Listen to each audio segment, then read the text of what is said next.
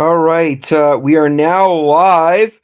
I'm going to do a quick prayer, and then I'm going to open up the stream, and people can come on and we can discuss.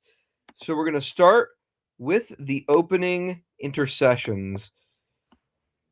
Lord, we ask our Blessed Mother Mary for intercession, that we may be protected during the stream, and that by her many graces that she obtained through her fiat, that we may have a fruitful discussion here tonight. Lord, we ask the intercession of St. Carlo Acutis, St. Thomas Aquinas, St. Irenaeus, St. John of the Cross, St. Joseph, Micah Kim, St. Mary of Egypt, St. Maximilian Kolbe, St. Paul, St. Peter, Blessed Fulton Sheen, St. Zosimus, and St. Proculus, whose feast day is recognized in the Byzantine Catholic Church today. Lord, you infused your servant, St. Proculus, with the virtue of martyrdom. Help us to defend you in our lives, regardless of the consequences. Amen. In the Father, and of the Son, and of the Holy Spirit. Amen. I'm going to do a quick liturgy of the hours, and then we are going to get right into it, and people can join as soon as they want to discuss. All right. Okay.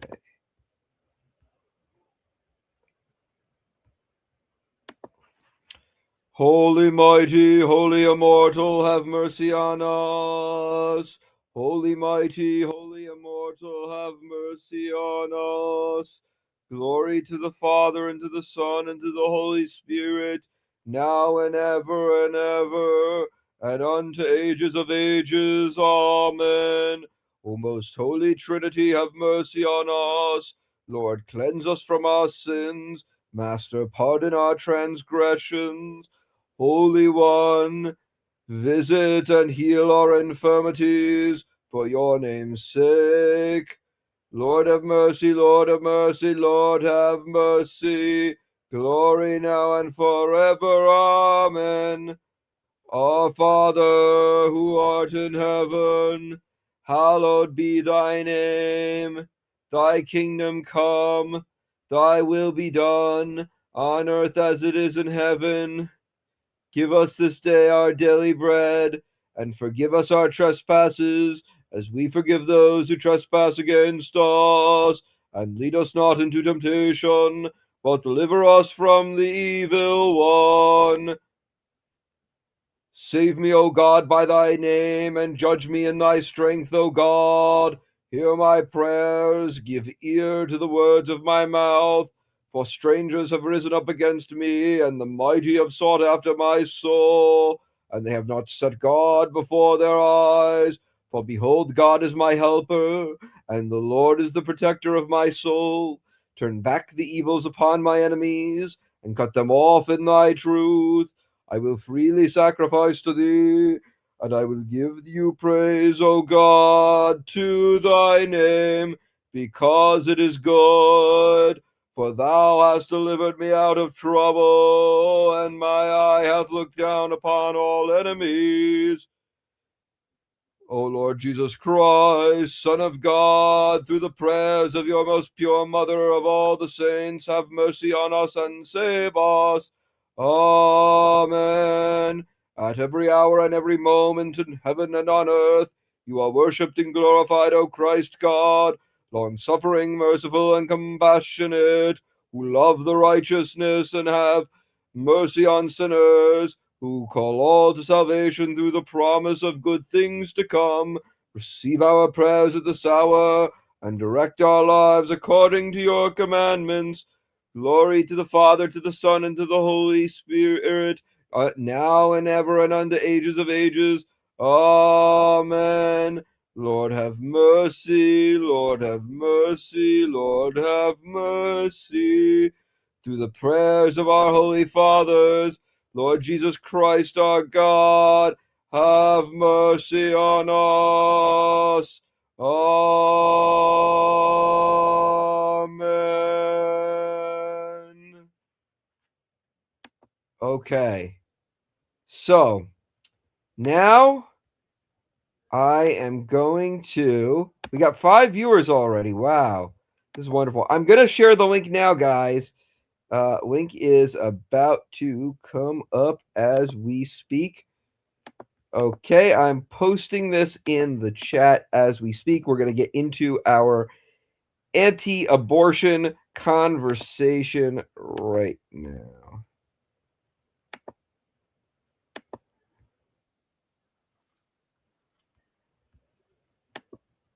Okay.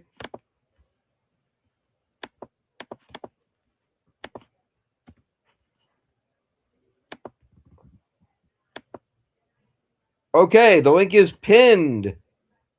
Please join as soon as you can. We're gonna get started with our stream, but the link is in the chat. Feel free to join as soon as you can. Okay, we're gonna get this up now. We're gonna hop into our slides, and we're gonna talk about why abortion is evil. The point of this stream tonight is ultimately to try and sort of help people who are pro-life sort of argue better against the issue of abortion and have some help doing that. All right, let's get this up here. Please feel free to join. The link is in the chat below.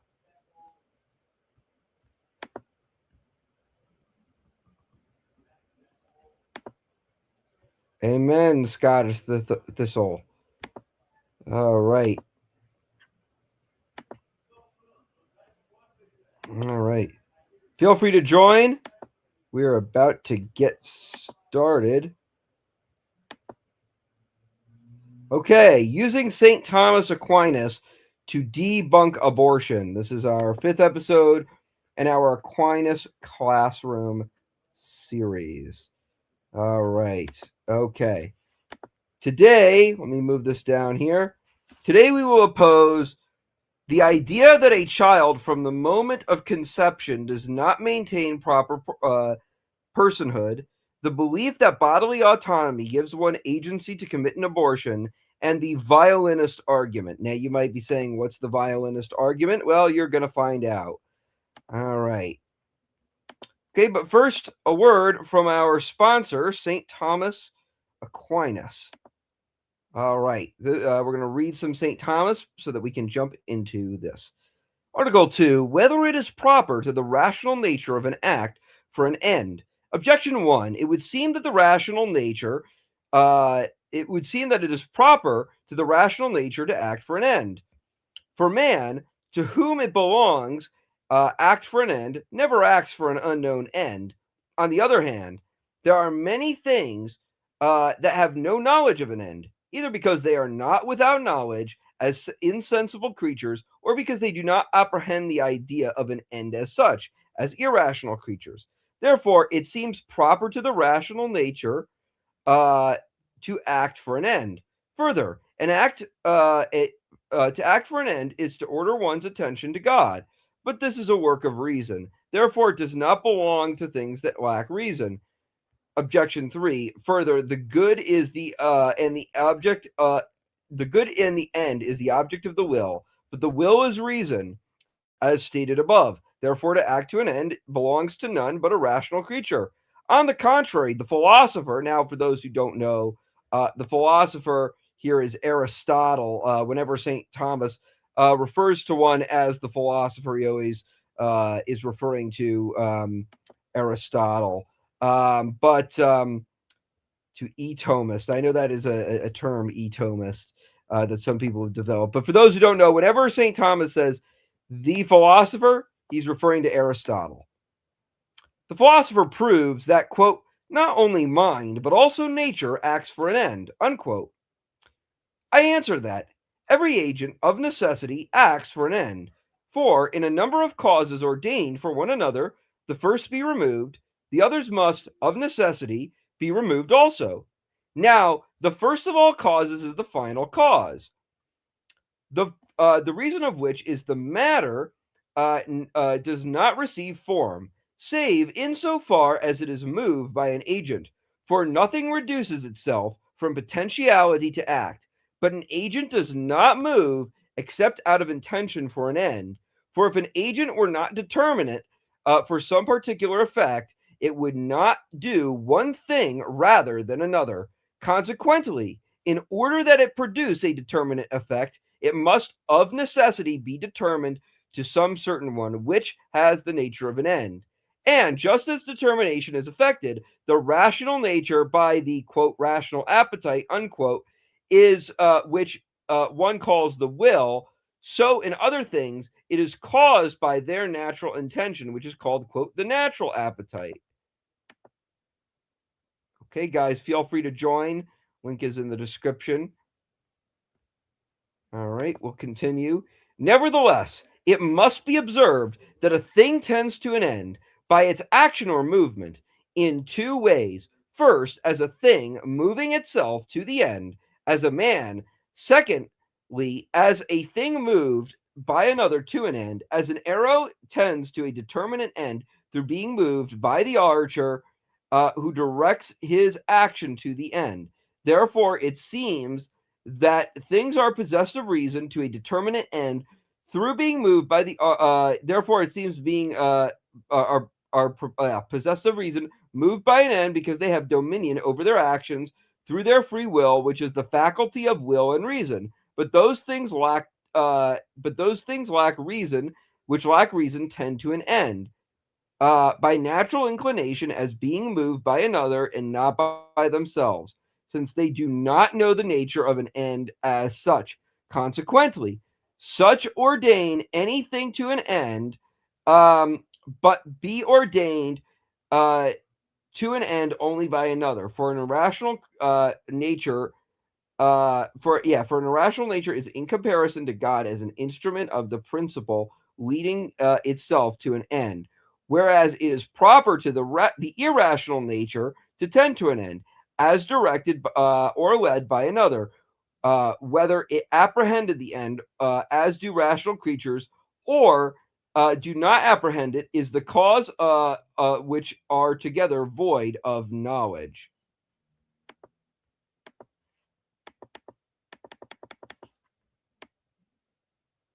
Okay. We're going to continue here now. All right. We're going to continue here now. Reply to objection 1. When a man acts when a man of himself acts for an end, he knows the end. But when he is directed or led by another, for instance, he acts at another's command. Or when he is moved by another's compulsion, it is not necessary that he should know the end. And it is thus with irrational creatures. Reply to objection 2. To ordain towards an end belongs to that which directs itself to an end, whereas to be ordained to an end belongs to that which is directed by another to an end.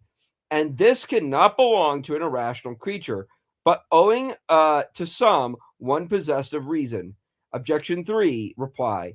The object of the will is the end and the good in universal. Consequently, there can be no will in those things that lack reason and intellect, since they cannot apprehend the universal, but they have a rational appetite or sensitive appetite, determinate to some particular good. Now it is clear that the particular causes are moved by universal cause. Thus, the governor of a city who intends the common good moves by his command all the particular departments of the city. Consequently, all things that lack reason are by necessity moved to their particular ends by some rational will which extends to the universal good, namely by the divine will. And we've got our first guest tonight. We've got Scottish Thistle. Long time no see. Hey, how's it going? Good. Thank you for coming on. All right, so we're going to hop into our discussion on abortion. All right, so let's go to here. Oh, let me try starting that up again. How are you doing tonight, Scottish Thistle? I'm good. How are you? Good. All right. So now that we've gotten through the Summa, we're going to get through the objections and replies to abortion arguments. And again, if anyone wants to join, the link is pinned in the chat. Please join and ask us questions.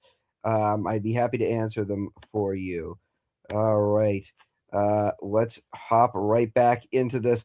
So, the first objection in favor of abortion that is oftentimes made, objection 1, it seems a child in the womb ought not to be considered equal to human life, since he is lacking in development.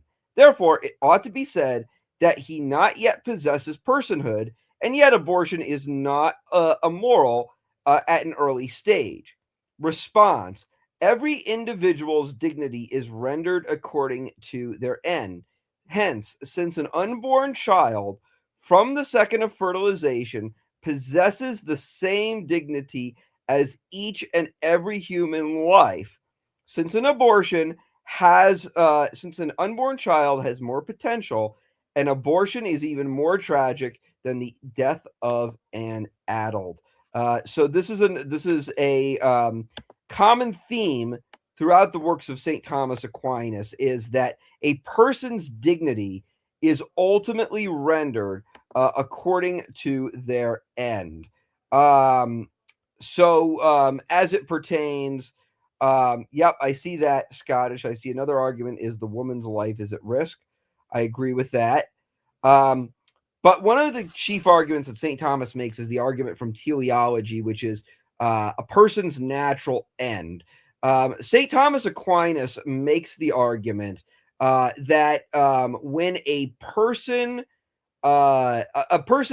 dignity is ultimately rendered according to their end. So, for example, as it pertains an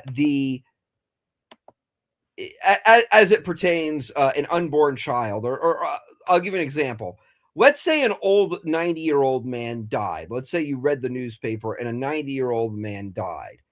You'd be upset. You'd be upset. You'd be sad. You'd be upset.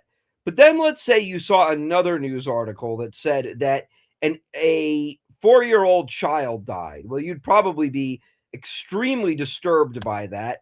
I'd hope you'd be extremely disturbed by that. But why? Why would you be so disturbed by such a thing?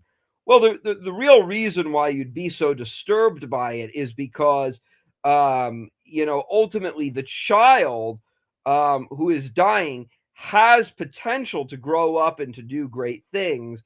And so when that child is ultimately killed, that child's potency to grow and do all these great things is cut short, which is why it's so tragic when a young individual dies. Now, as it pertains the unborn, a common argument we hear from abortionists is, well, abortion doesn't really matter. It's not that big of a deal. It's not a human person from conception.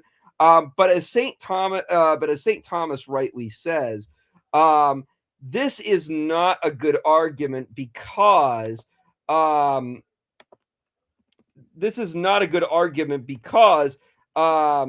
from any individual that has a human end possesses the same dignity as that human individual. So in the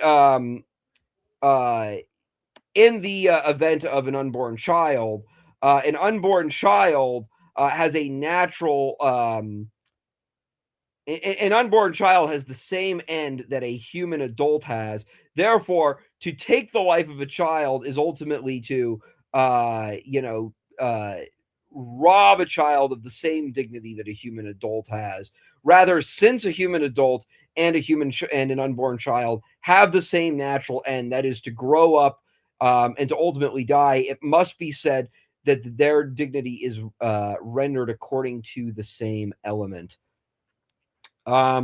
Scottish Thistle says, "Could you touch on the arguments of a woman's life being in danger? Fit that into the talk."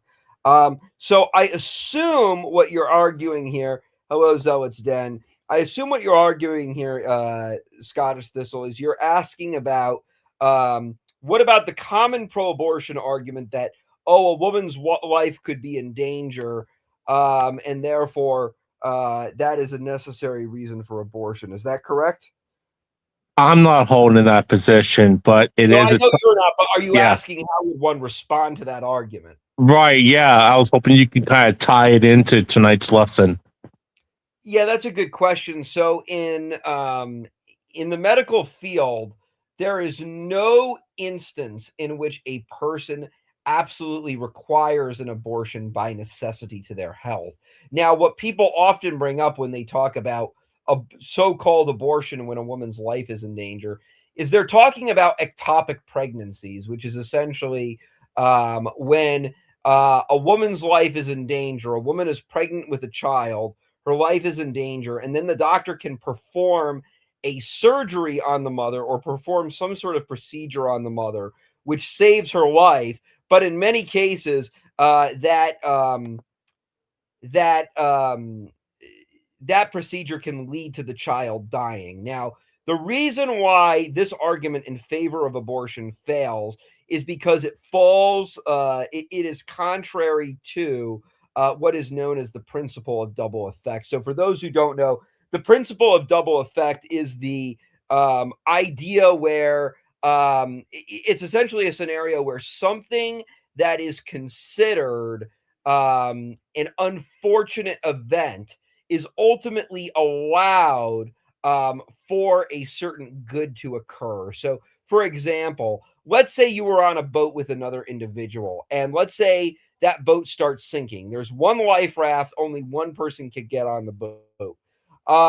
You jump on the life raft and you save your life. By doing that, the person who's on the other boat is probably going to drown. But you jumping on that life raft to save your life is not the same as committing murder against the individual because you didn't actively intend to take that individual's life. It just so happens you were in a scenario where an evil was going to occur in some respect. And so, without causally contributing to that evil, you ultimately made a decision. And so, as it pertains an abortion or an ectopic pregnancy, um, what we would say is if a woman chose to get a procedure that ultimately saved her life but led to the death of her child, that would fall under the principle of double effect because she's not trying to ultimately end the life of her baby. She's trying to save her life. The death of her baby is an unfortunate consequence of the procedure that might occur, but ultimately she's not absolutely causing that. She doesn't intend to cause the death of her child. It's just a consequence of an unfortunate situation, which is going to result in evil no matter what. So that's how I would reply to that argument. Does that make sense? Yes, thank you. Certainly. So yeah, so just to go over this objection one more time for the first argument. And again, guys, link is open. Please join. Ask any questions. So just to kind of clarify what this segment is about, the argument that a lot of pro-abortionists make is that a person um, the argument a lot of pro-abortionists make is that a baby is not a person from the moment that they are conceived because they're undeveloped and therefore personhood only kind of develops later on as the individual grows. And the reason this argument fails, according to St. Thomas Aquinas, is ultimately because every creature's dignity is rendered according to his or her natural end. Now, the natural end of a fetus 2 seconds after he or she is fertilized is ultimately the same natural end that you and I have. Therefore, it must be said that an infant who is in the womb, no matter how developed he or she might be, ultimately must be treated with the same dignity or understood with the same dignity as an adult person. With that being said, let me jump on to the next argument. Objection 2, it seems disordered that the state would infringe on a woman's ability to carry or not carry a child in her womb. Hence, it seems the issue belongs to bodily autonomy, and a woman ought to do what she pleases with her body. Um, Now, reply to this objection. How do I reply to this common objection? You've probably heard this before, the my body, my choice. I see your question, Scottish. I will get to in a second. But essentially, so to kind of answer this objection, while bodily autonomy is a fundamental right, a person's dignity is usurped into their local community. That is to say, a person's rights come as a subordinate to the common good. If someone's rights threaten the common good, then such a privilege must be restricted.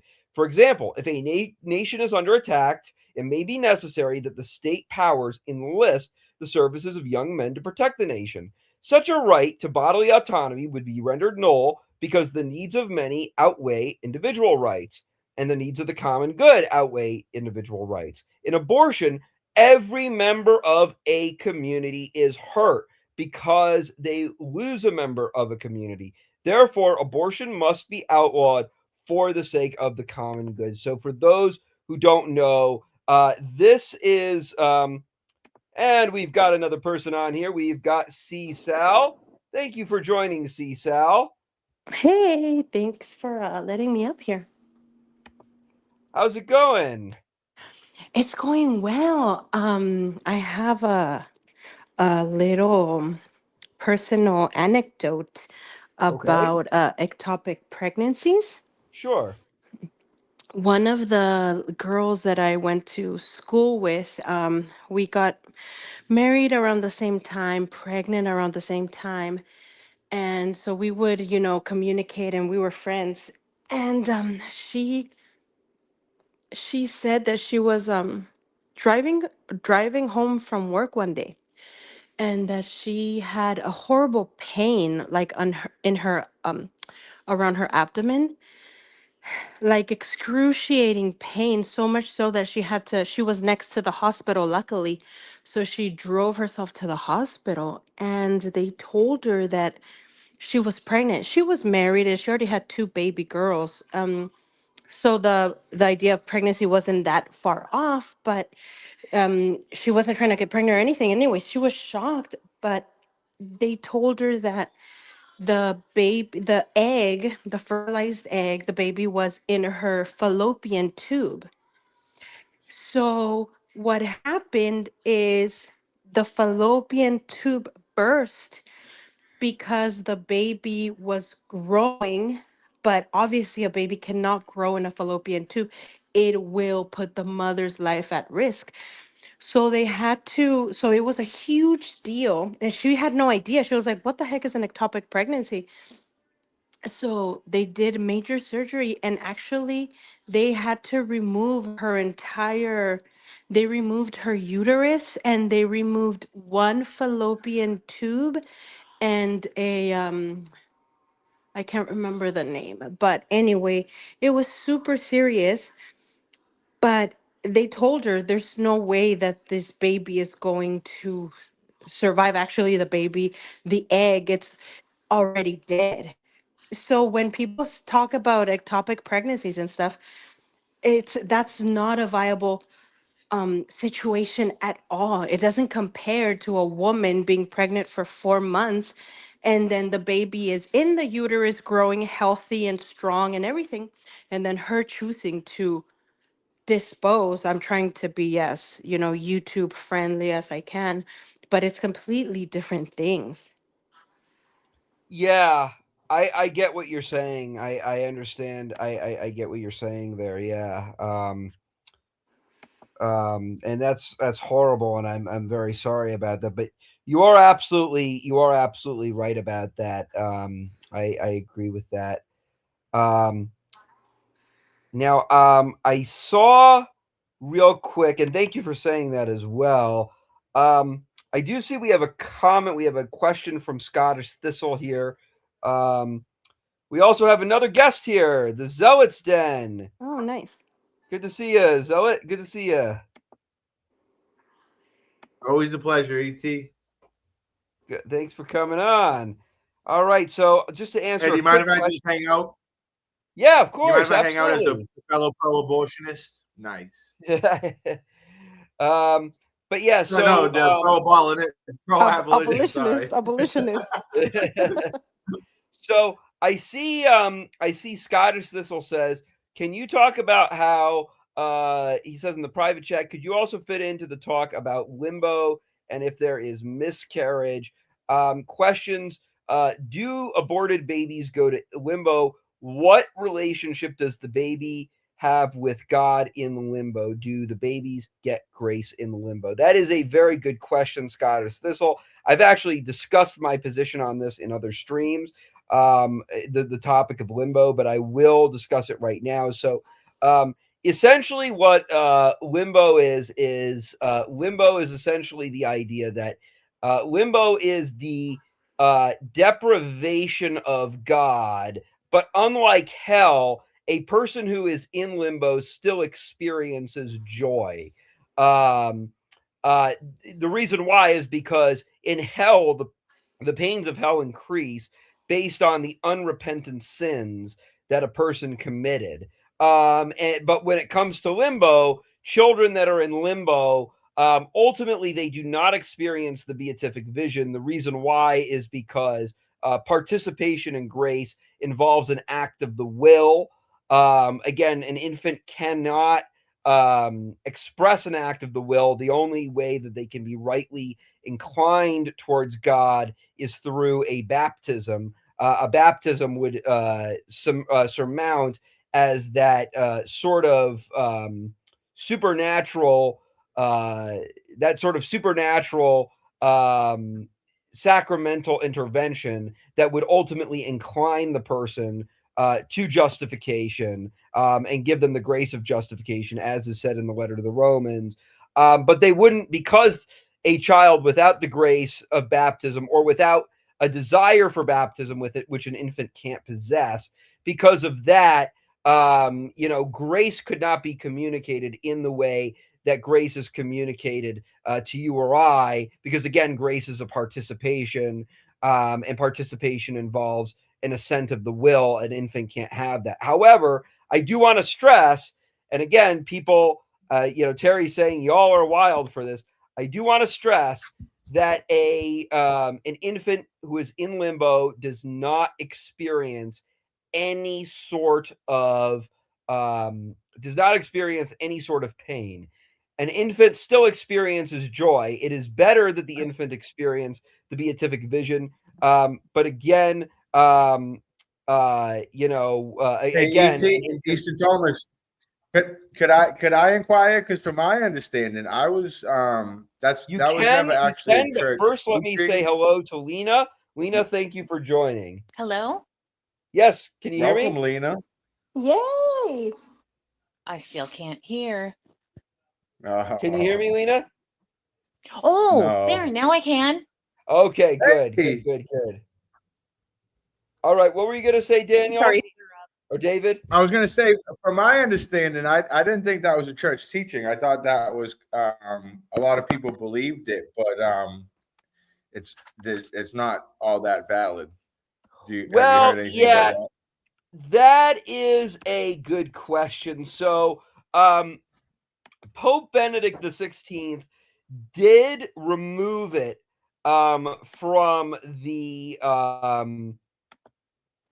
Pope Benedict XVI did remove it from the official book of Catholic teaching. So, it used to be in the 50s, if you were going to seminary or you were going to Catholic school or you were trying to obtain some sort of Catholic education, they would teach you that. It wasn't like a dogma in the sense that the Immaculate Conception of Mary was a dogma, but it was still a teaching of the church, though it was never dogmatized. The Pope Benedict XVI did remove it, but he didn't change the teaching. In fact, it is still generally taught in the Catholic Church that is the case.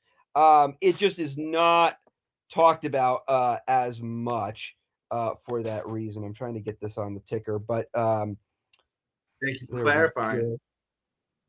Yeah, but yeah, so I know in the Catechism of the Catholic Church it says, we hope that an infant we hope that an infant obtains the grace of justification. That is Because we have ultimately faith what in a merciful God, right? right. But it doesn't just have to do with God being, this big old meanie, it's not just that. It's more so that grace is a participation, as St. Peter clearly says in the letter of St. Peter, the second letter of St. Peter. And so, as it pertains justification in general, justification is ultimately an act of the will assenting, which an infant can't do. But when an infant is baptized, an infant is inclined towards God's grace because the grace of justification is infused into their soul. Yeah.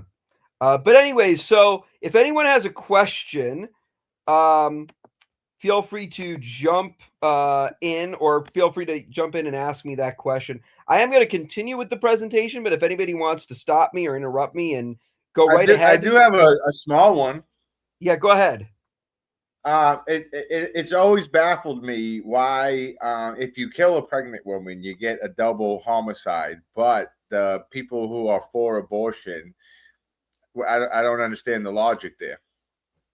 Yeah, good question. How is it not a life if you get a double homicide? Right, and I did hear that argument. I've heard that argument. I think I actually was on the Zealots Den today, or not Zealots Den, Gangster Ghost today, and that was an argument that was being made.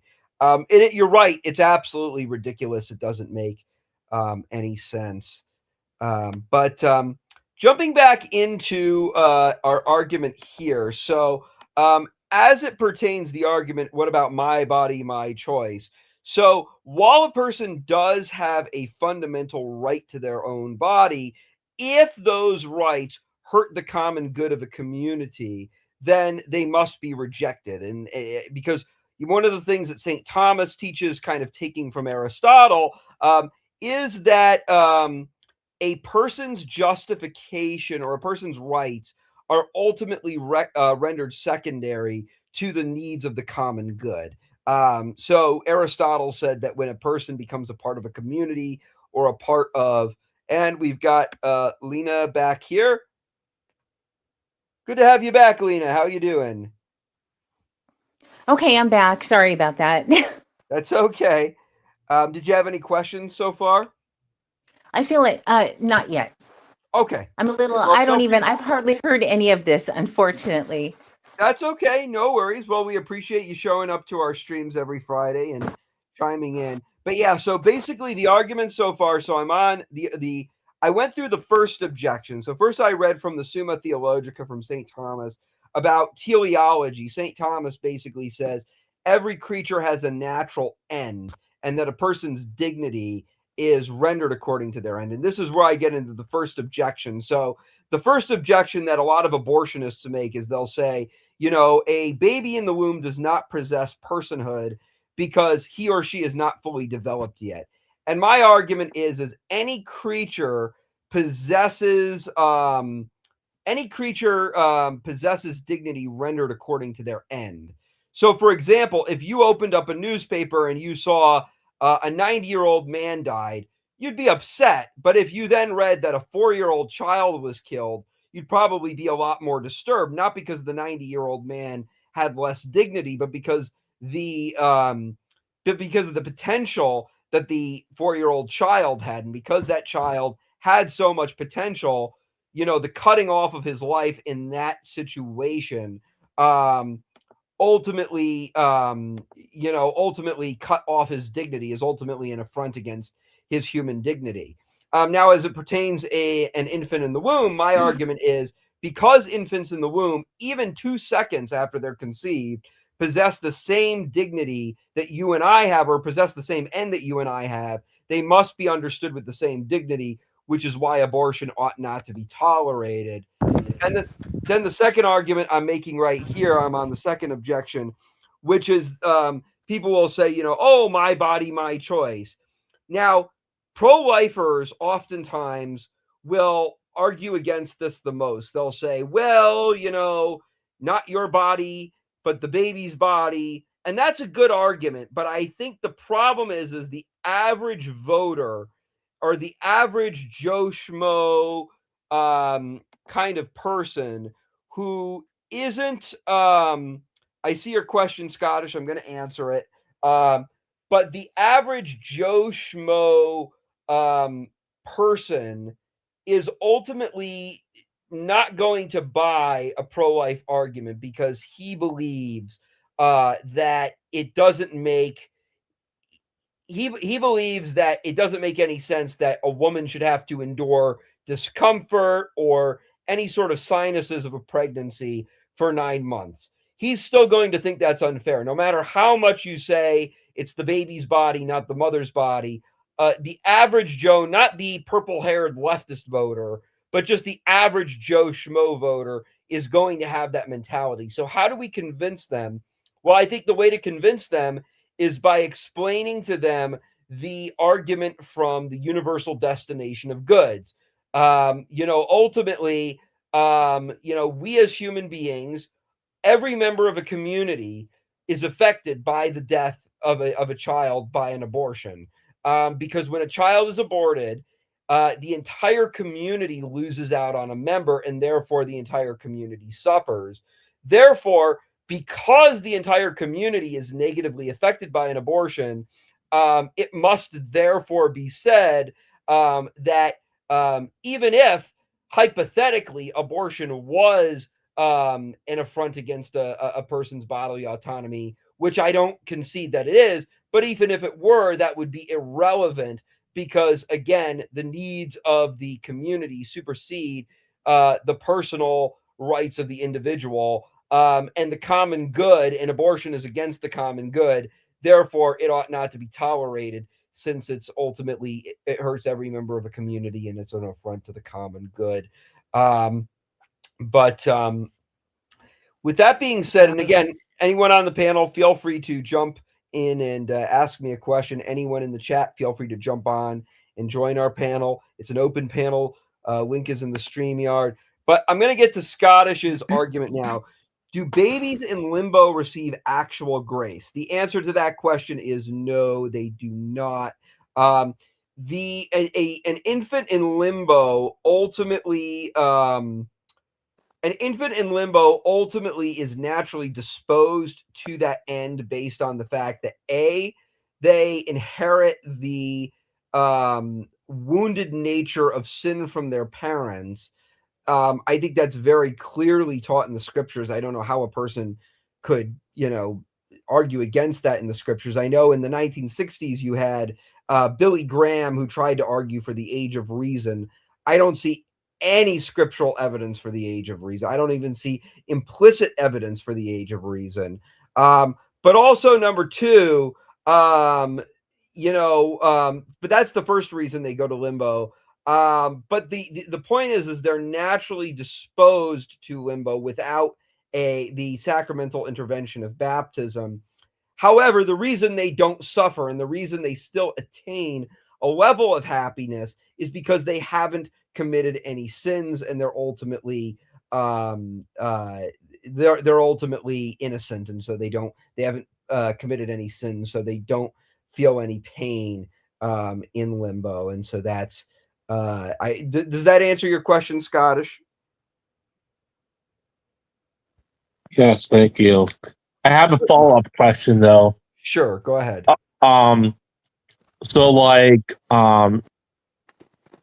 I am new to the faith and I'm going through like a doctrine class, but here's the thing. So I don't know everything, but like do Catholics believe in like a resurrection when Jesus comes back or before he comes back? And if so, are the babies in limbo going to have a resurrected body? Well, the Catholic Church teaches that everyone will receive a resurrected body at the time of the second coming. People in hell will receive a resurrected body. Now, those who are in hell will face tremendous, tremendous pain and agony. But yes, to answer your question, infants in limbo would receive a glorified body, as would all individuals.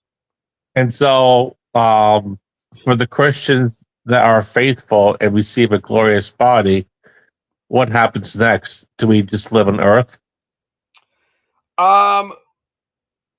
Well, what would happen is once you have a glorified body, once you have a glorified body, you would, you would ultimately be able to further experience God's greatness, even more than you did before, because well, essentially the idea is once you get a glorified body, because your body has passions, you'll be able to feel, touch, smell, taste everything that is great and glorious about God. Whereas while you're in heaven, you will, while you're in heaven, you will, how do I say this? When you're in heaven and you're disembodied, ultimately you will still experience ultimate happiness, but you won't be able to touch it, smell it, feel it,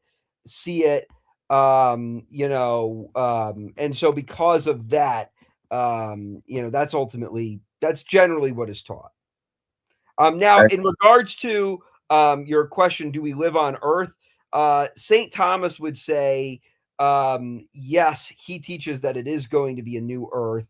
He says that it is the renewed form of earth before the fall.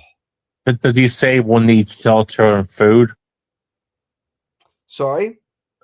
Does he say we will have to eat or not eat? We will need to eat. No, we won't need to eat, because ultimately the need to eat, the need to, you will be able to eat if you'd like to. Obviously, Adam and Eve were able to eat before the fall.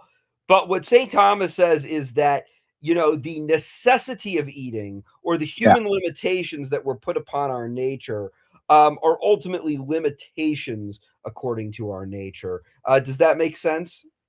Yeah, it does. It's very clear. And then if I could just talk another question. So if we're going to live on Earth, Jesus is going to live on Earth with us. Yes, Jesus is going to live with us. Oh, that's pretty profound when you think about it. Yeah, All right, thanks. certainly. All right, let's continue on next. All I- right. Yes, go ahead, Lena. Lena, I think you're muted. Did you mean to say something? Uh,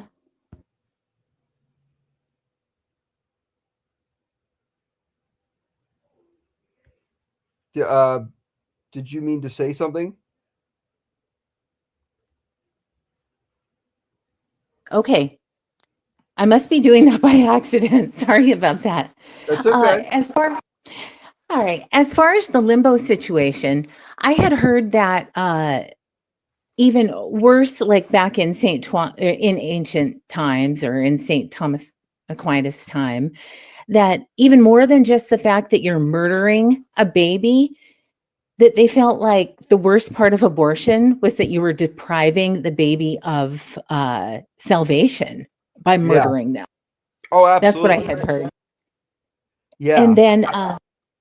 yeah. Well, then I was also wondering, doesn't the church, like at this time, we don't really have a formal teaching on whether or not the baby goes to limbo or heaven, do we? Yeah.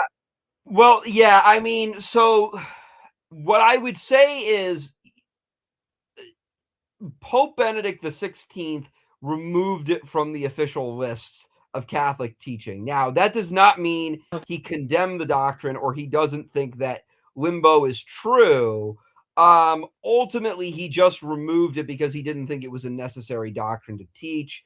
The Catechism essentially says, we hope for the salvation of all men. But even in the Catechism, it's kind of implied. It says we don't really know any sort of normative means by which the will could assent to God's grace. without either an informed drawing of the will or without the sacramental intervention of a baptism. That is what the Catechism does say on the matter of limbo and the salvation of infants.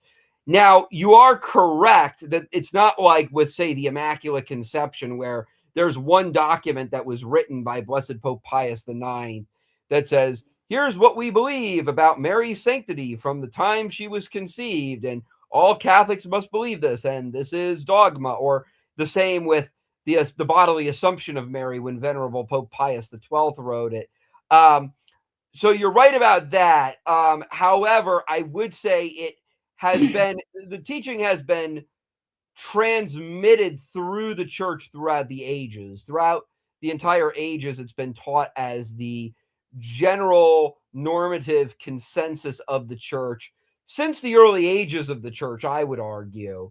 And so I would say because of that, I would still consider it Catholic teaching because it has been so widely transmitted throughout the church. And the Vincentian model does say that if, that all doctrine that's been believed in all places and at all times must be continuously and perpetually held to as well. Does that kind of answer your point?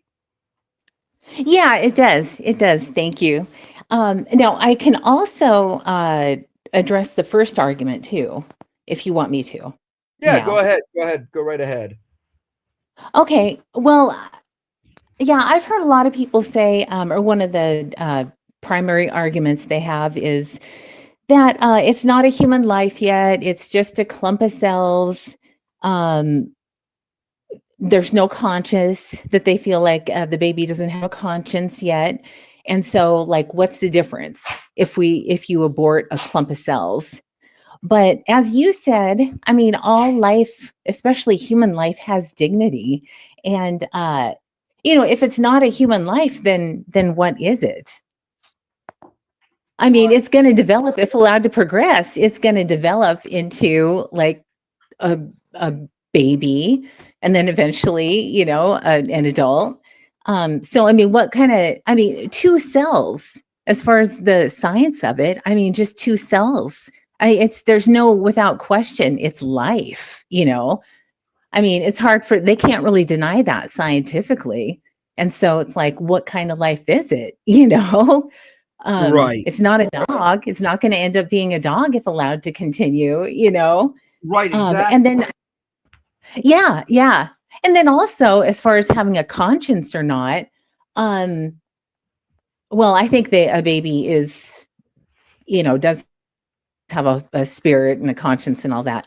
But as far as not being conscious, I mean, there are adults, there are people who get an accident, a head trauma, and they're not conscious either, and they're still human beings, and we don't just put them down, plus we are also just a clump of cells. I mean, just because we're not on the inside of our mom. Yeah, that's all we are. We're just more cells than they are. Right. And we're human. I mean, and we have the, dignity. You just don't, that's our inalienable right, being a human being. You just don't. And I mean, the mom might not like the fact that this baby is growing inside her, but that's how God made it. And you don't kill innocent life. I mean, that's one of those inalienable rights, no matter where the life is. You don't kill it, whether it's, I mean, it's just so bizarre. I mean, plus none of them have any answer for like when that line should be. You know what I mean? I mean, it's like, okay, you can abort the baby when they're 8 months and 29 days, but then when the baby's born, it's a baby, but before it's born, I mean, people literally have that argument. Right. So, yeah, so that's that. Yeah. No, that's a very good point, Lena. I absolutely agree with you on that. It is it's a horrible tragedy. And yeah, I mean, every creature's dignity is rendered according to their end. Everyone, the link is pinned in the chat. Feel free to jump in I see your I see your question, Scottish Thistle. I'm going to get back to that in 1 second. But what I'm going to do first is I'm going to go to the third argument here, which is the violinist argument. Now, some people may not be familiar with the violinist argument, but this is an argument that was made by a feminist back in the 1970s, around the time that the United States Supreme Court decision Roe v. Wade was decided. And we're going to go through this argument because if you go into a college classroom, if you go into a liberal college philosophy class, if they try to push on you pro-abortion ideals, this is usually the analogy they're going to try and push on you.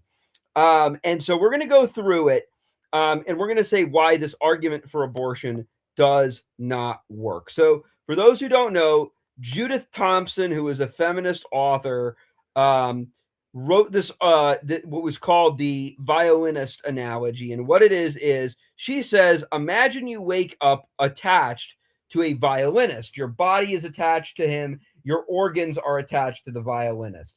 A doctor says that they can ultimately separate you from the violinist safely, but if you do that before 9 months is up, then the violinist is going to die. So essentially, Thompson tries to say, well, there you go. There's your reason for why you should be pro-abortion, because, you know, in my beautiful, wonderful analogy about a violinist, which totally has no holes in it at all and is totally completely brilliant and is lacking in no logical loopholes at all. You don't separate yourself from the organs of you can still separate yourself from the organs of the violinist. You don't have to walk around with the violinist attached to you. So you better have that same logic when it comes to a pregnant mother. Okay, here's why this doesn't work. This is a false dichotomy argument, because as I said earlier in the stream, the scenario that Thompson makes up as it pertains to the violinist ultimately falls under the principle of double effect. The principle of double effect is when ultimately an unfortunate consequence is permitted to prevent another evil from occurring. So I gave the example earlier of, imagine you're on a boat with another person. I was on Terry's channel talking about that the other night. But imagine you are on a boat with someone who is considered, or with another person, and the boat starts to sink. There's one life raft. You jump on the life raft and save your own life. But your decision to do that, your decision to jump on that life raft, ultimately leads to the death of the individual. In that case, you are not causing the murder of that person. That person isn't going to die because you cause them actively or intrinsically to die. They're going to die as a result of you committing an action, as the result of you committing an action to stop another evil or to preserve a common good. But ultimately, that situation is not the same as actively intending to cause the person's death on the boat. And so in the same manner, if you were attached to a violinist, and if you were to cut the violinist free, ultimately the intent of that decision is to free yourself from that situation and to protect your own health. However, your decision, while it may lead to the death of the violinist, is not actively causing the death of the violinist. It's not intended towards the ultimate end of ending the violinist's life. Therefore, it would fall under the principle of double effect. Now, compare that to an abortion. In an abortion, the woman is actively intending to terminate the life of the child in her womb. This is a completely different situation, and this is something that ultimately is a complete false dichotomy in Thompson's reasoning. But that was something I did want to address because I know that that is a popular argument. Okay, we've been on here for over an hour. Let's see what we have here. Scottish Thistle says the same people who are pro-choice also don't think children or adults who need help with being fed or dressed don't have as much value to someone who can feed themselves. I think that's a good argument. All right, let me see. Okay, so that is the end of my presentation so far. If anyone wants to jump in and join the panel, or if anybody has any questions, either about this stream or about any topic, I would be happy to answer it right now. It doesn't have to be abortion related. It can be, but I'd be happy to take any questions right now.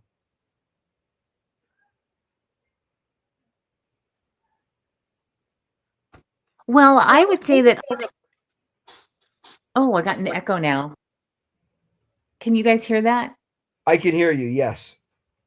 Okay.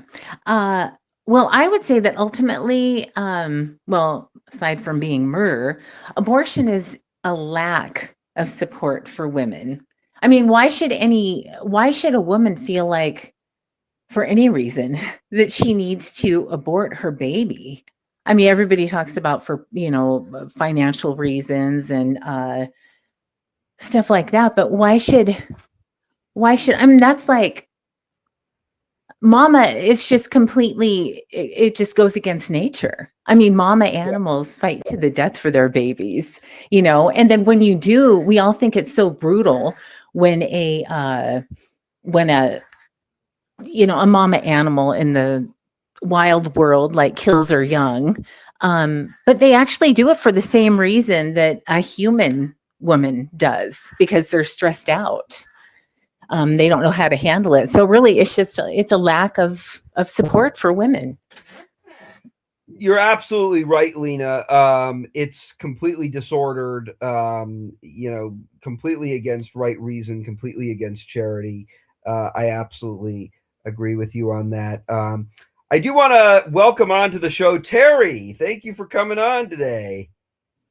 Yeah, well, since you were finishing your presentation and said we could come up for questions, I thought I should pop in. Thank you for having me.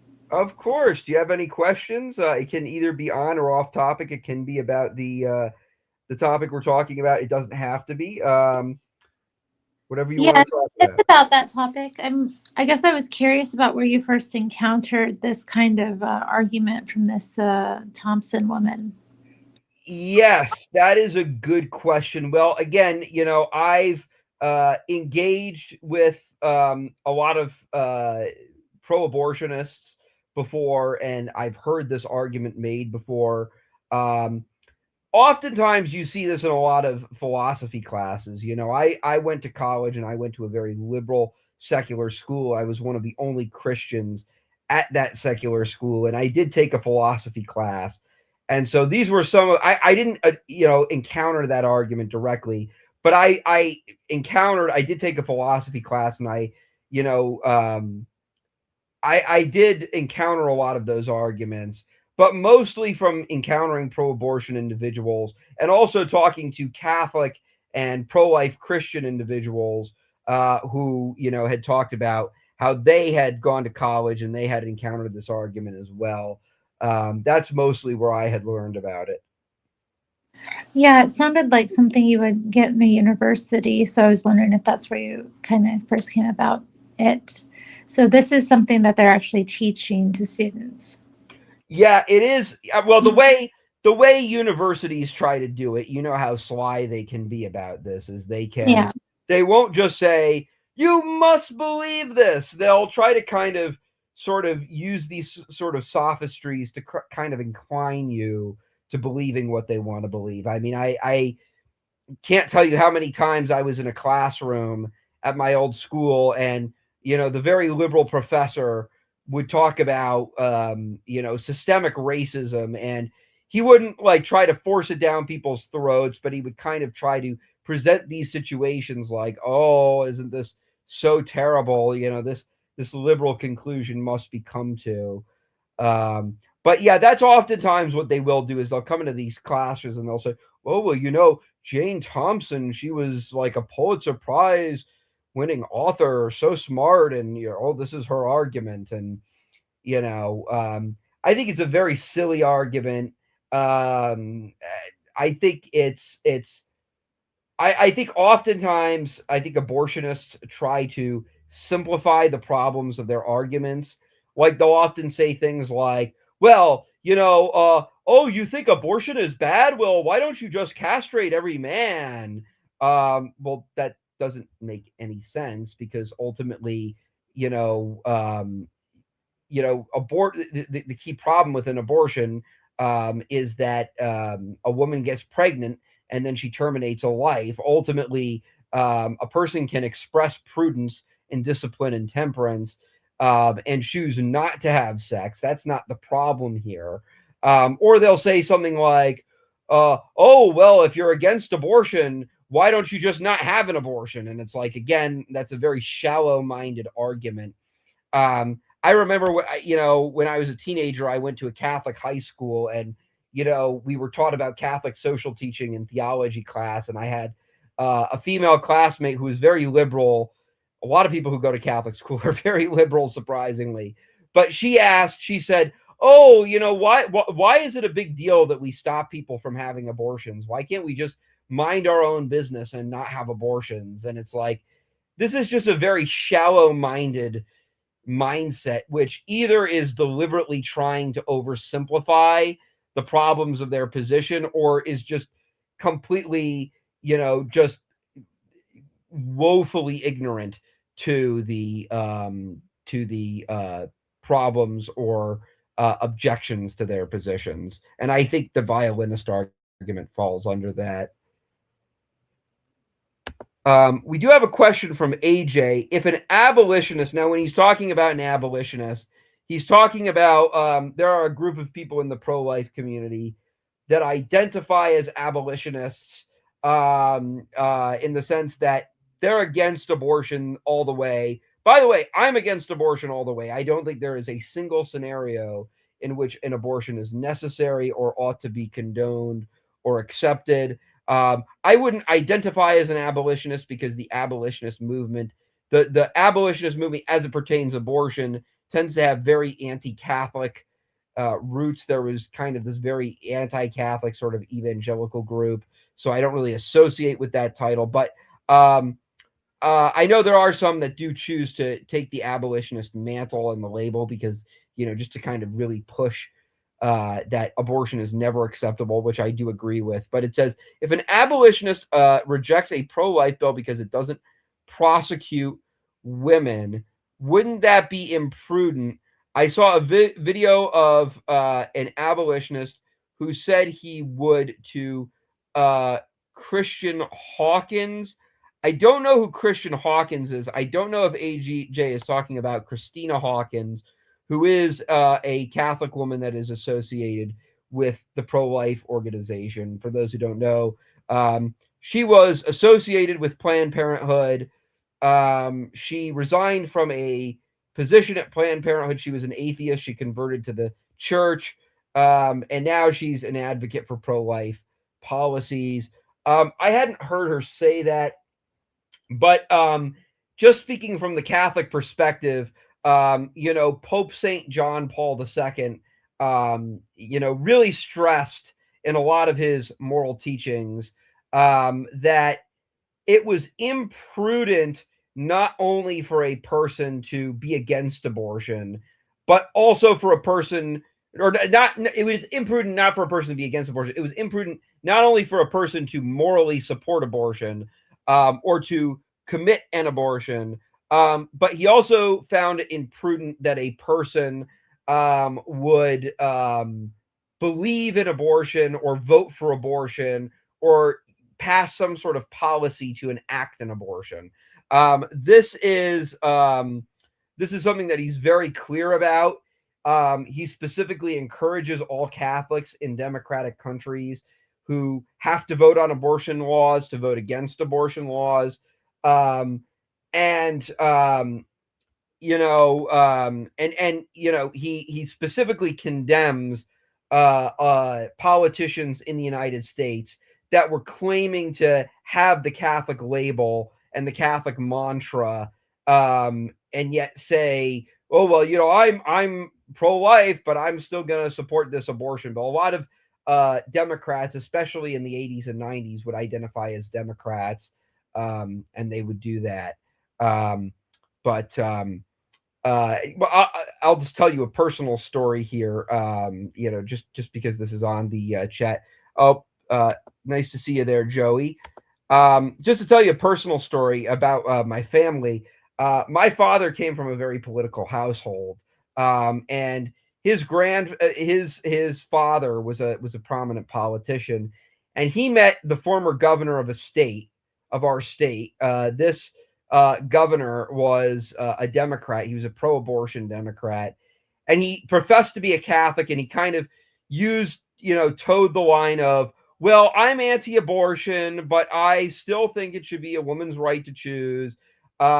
And my dad was in a bar with him, and they were having drinks, and he said, my dad, who's a politician, my grandfather, who's his father, he says he's against you because you did that. And he's like, well, I recanted. And my dad's like, well, I guess it's good he repented, but would have been a little bit nicer if he had repented while he was actually in office and actually had the mandate to enact pro-life change, especially because my state is a very pro-abortion state in the United States that I live in.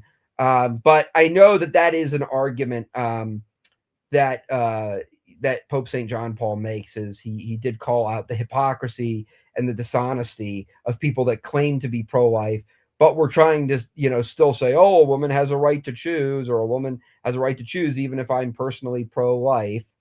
But yeah, let me know if that answers your question, AJ. Does anybody else have any other questions?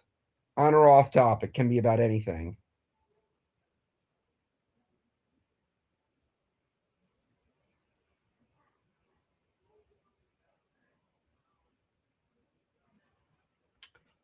I see here we have Zealots Den. All right. Joey here says, I'm pro-life. But yeah, guys, link is in the chat. Feel free to join. This is an open panel. Ask me anything. We've gone through the stream already. If you want to see my pro-life arguments, if you're just jumping in right now, you can rewind the video and see what my arguments were before. But with that being said, does anybody else in the chat have any questions, either about this topic or about any other topic?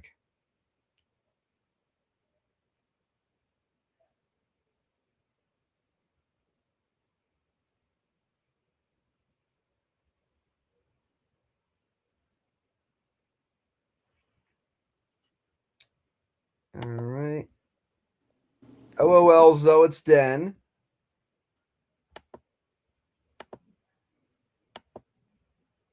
All right. I suppose I don't have any other questions. Okay. I'm All thinking if I do, because it is kind of anything. You can ask intense me. topic. So Doesn't even have to be about abortion. It can be about any Christian-related issue. Oh, okay. Yeah. I'm thinking a Christian-related issue. And by the way, if people haven't noticed, every week I put on this little ticker. I put a Bible verse related to the topic. Do you? Yeah, go ahead, Terry. Go ahead. What do you think that women should veil in church? And if so, how should we veil? That's a good question. Yeah. So since I go to a Baptist church, I usually wear a hat to cover my head when I go to church. Like, I feel weird without it. But I don't think that's the same thing. I'm thinking about making like a bonnet or something. Yeah. I mean, but I don't know. Yeah, so it Is a used bonnet acceptable? Not like, you know, a bonnet like ladies wear when they're going to bed, but like a one that ties under your chin or something. yeah, I understand what you're saying. Yeah, I know, and Like I the know there's pilgrims wore. right. Yeah, I know what you're saying, and that was a common argument. I know before the Second Vatican Council, it was required that all women veil. You know, now it's considered optional. Oh, we have Lena entering the studio once again. Welcome back, Lena. Um, oh, and Terry disappeared. Oh, that's unfortunate. But I'll answer Terry's question. Oh, Terry's back. Oh, you guys are jumping in and Yeah, out. the sound went out. I couldn't hear your response. Oh, okay. Can Yeah, you hear me? sorry, I lost my connection. Yeah, I Maybe, lost All my right, no connection for worries. a No, minute. no, Sorry. no worries. No maybe we worries. both did. Yeah, no worries, guys. But yeah, so as it pertains that question, before the Second Vatican Council, um, it was considered it was basically a requirement, it was discipline that a woman was to wear a veil in church. Vatican II did lax that a little bit. Today, it is not mandatory that a woman in a Catholic church, at least, veil. However, many women do still choose to veil.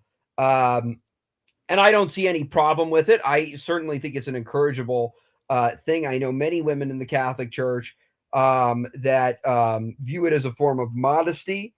Um, and I don't think there's anything wrong with that. Women veiling in the church is something that goes back to antiquity. St. Paul writes about it in his scriptures. Um, it is a disciplinary custom, so it isn't required. I will say this: I don't think women have to veil. However, I do think all men and women should dress appropriately to church. They should wear a suit and tie. They should ultimately dress in a manner that is not casual, but ultimately befitting and showing reverence to Christ in his presence. I know a lot of times when I go to a Catholic church, I'll see people wearing shorts, or I'll see them wearing I'll see them wearing like a shirt. Like I saw one person once that wore a shirt that said like New World Order, and it was like a 1990s like talk show shirt while he was at a Catholic divine liturgy. It was a Maronite liturgy, and it's like I'm not really a big fan of that. I don't think that's really something you should be doing. But I think people should be dressing appropriately. But does a person have to veil? I don't think they have to, as long as they're able to preserve a level of reverence. AJ says, and I see your question, Scottish Thistle. I am going to answer it after I answer AJ's, because AJ did ask the question first. He said, how should a serious Catholic or any Catholic approach voting as a person who are pro-life? What would St. Thomas Aquinas say? Well, St. Thomas Aquinas does not write a lot about how a person should vote, mainly because St. Thomas Aquinas didn't think people should vote. St. Thomas Aquinas was known to be staunchly anti-democracy. He thought that democracy was the tyranny of the majority. He said that in theory, the best system of government is a monarchy, because the idea is the intent of a government is it's supposed to dispose a person to the common good. So just like how we're all striving to live according to the common good and strive to live towards a specific end that we can attain, he says the intent of a wise leader is ultimately to kind of serve as a sign who is or some sort of device that is sort of inclining a person to that end that they're trying to get towards. That being said, St. Thomas does say, St. Thomas Aquinas does say that because a monarchy is, oftentimes leads to tyranny and evil and all this different type of stuff, he says the most pragmatic form of government is probably a mixed regime. where you have a king at the top, but then you have people that can kind of serve as checks and balances to the king, who are basically chosen amongst the most qualified and wisest of individuals. And then you have people who can vote in kind of more local matters, and those people can kind of advocate for things they want. So he uses the example of the Mosaic tribes, where Moses was kind of a monarch. He was kind of the singular leader who was trying to use his singular authority to act as the immediate disposition towards the end of the multitude, that was the Israelites. But then you also had elders and priests in Moses's time that were wise and were still governing. And then below them, you had some people in the community that could make decisions and vote on decisions. Now, in regards to what St. Thomas would say about voting today in the United States as it pertains abortion, well, Pope Leo XIII said that the Catholic Church doesn't really take an official stance on what is the best form of government. Even if St. Thomas would say preferably it's a democracy, the church doesn't have an official position.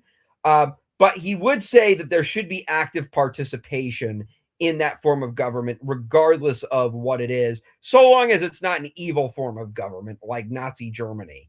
So in regards to democracy, I think what St. Thomas would probably say, following Pope Leo's logic, is he would probably say that if you are going to vote, you have to vote in ways that are inclined towards the common good, not the personal freedom of the individual.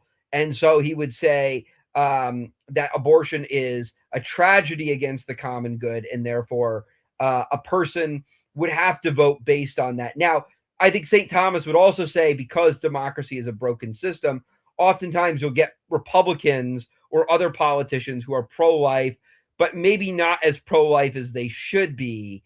And so he would say in that situation, you have to have you have to make an assent of conscience where you ultimately choose whatever is the most accurate and realistic option for the common good.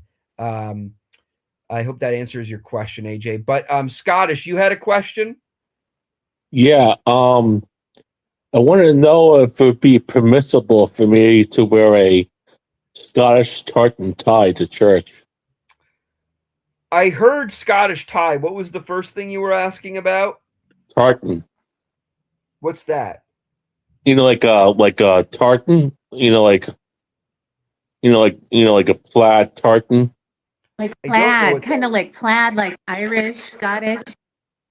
Oh, I would say as long as it's reverent, then I don't see a problem with it. I know my father, coming from an Irish lineage, every St. Patrick's Day he'd go to church and he would wear a green tie to kind of symbolize Ireland. I don't have any problem with that. I don't think that's irreverent, and so as long as it's not irreverent, and as long as it doesn't look like a clown costume. Again, What if it was like a really good clown costume, like the best one ever? Yeah, that would still be yeah, like a real no-no. fancy.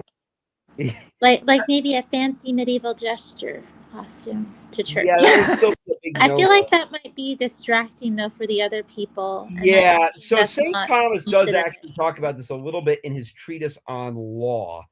And he takes from what Aristotle wrote on law and what St. Isidore wrote on law. I did talk about this a little bit in my first stream about sola scriptura, but he basically says in that he talks about mimicry, which is what,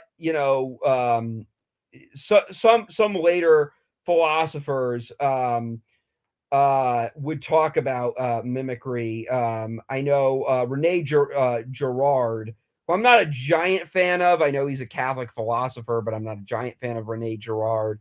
But Rene Girard would talk about mimicry a lot more. But one of the things St. Thomas does mention is he says that in some cases a custom can become a custom if it becomes generally acceptable amongst the masses. Now, obviously, if something is against the common good, that wouldn't apply. But he gives the example of, say, this would be an example of it. Wearing a suit and tie. In St. Thomas's time, it wasn't standard to wear a suit and tie. At the same time, when people went to church, they weren't wearing like flip flops and shorty shorts. They were still dressing nicely to show reverence and to show prudence. At the time, it just wasn't common custom to wear a suit and tie, but they did wear, robes and attires at the time that were considered reverent for that time to masses and liturgies and whatnot. But when it comes to today's standards, because wearing a suit and tie today has generally become acceptable, because of that, it's more acceptable today to wear that if you're a man, or to wear some sort of fancy dress if you're a woman, assuming it's modest. But let me see here. What about a Scottish tartan tie? Okay, because I don't know what that is, I'm gonna look up right now. So a tartan is the plaid associated with your clan. So the different clans and I see. So that's like a kilt. I wouldn't wear that. Here's what I will say. I have been to St. Patrick's Cathedral in New York City. For those who don't know, that's the biggest cathedral, biggest Catholic church in New York City. Yes, beautiful. It is beautiful. If you've ever seen the show Saturday Night Live, you'll always see St. Patrick's Cathedral in the background. It's right across the street from 30 Rock. I've been to New York City a lot. When I was a young kid, I would go to St. Patrick's a lot. I saw Cardinal Dolan there a lot. He was a good guy. He just retired he didn't retire as a cardinal, but he just retired as Archbishop of New York. But when I would go there, there were people that did wear kilts on St. Patrick's Day, which is essentially what a Scottish tartan is. And they would do that to play the bagpipes. But that was a bit different because that pertained to their office as people that were Irish, a part of an Irish band coming over to represent the dignity of a very historically Christian, historically pro-life Irish group that happened to play the bagpipes and wear kilts. Do I think the average layman should do it? No, I don't think it pertains to their office, and therefore I don't think it's necessary. And I would apply that same logic to a Scottish tartan as well. Right, but I'm not talking about wearing a kilt. I'm just talking about the tie itself. The tie itself. Well, you mean the tie like a tie you would wear on your neck, or the yes?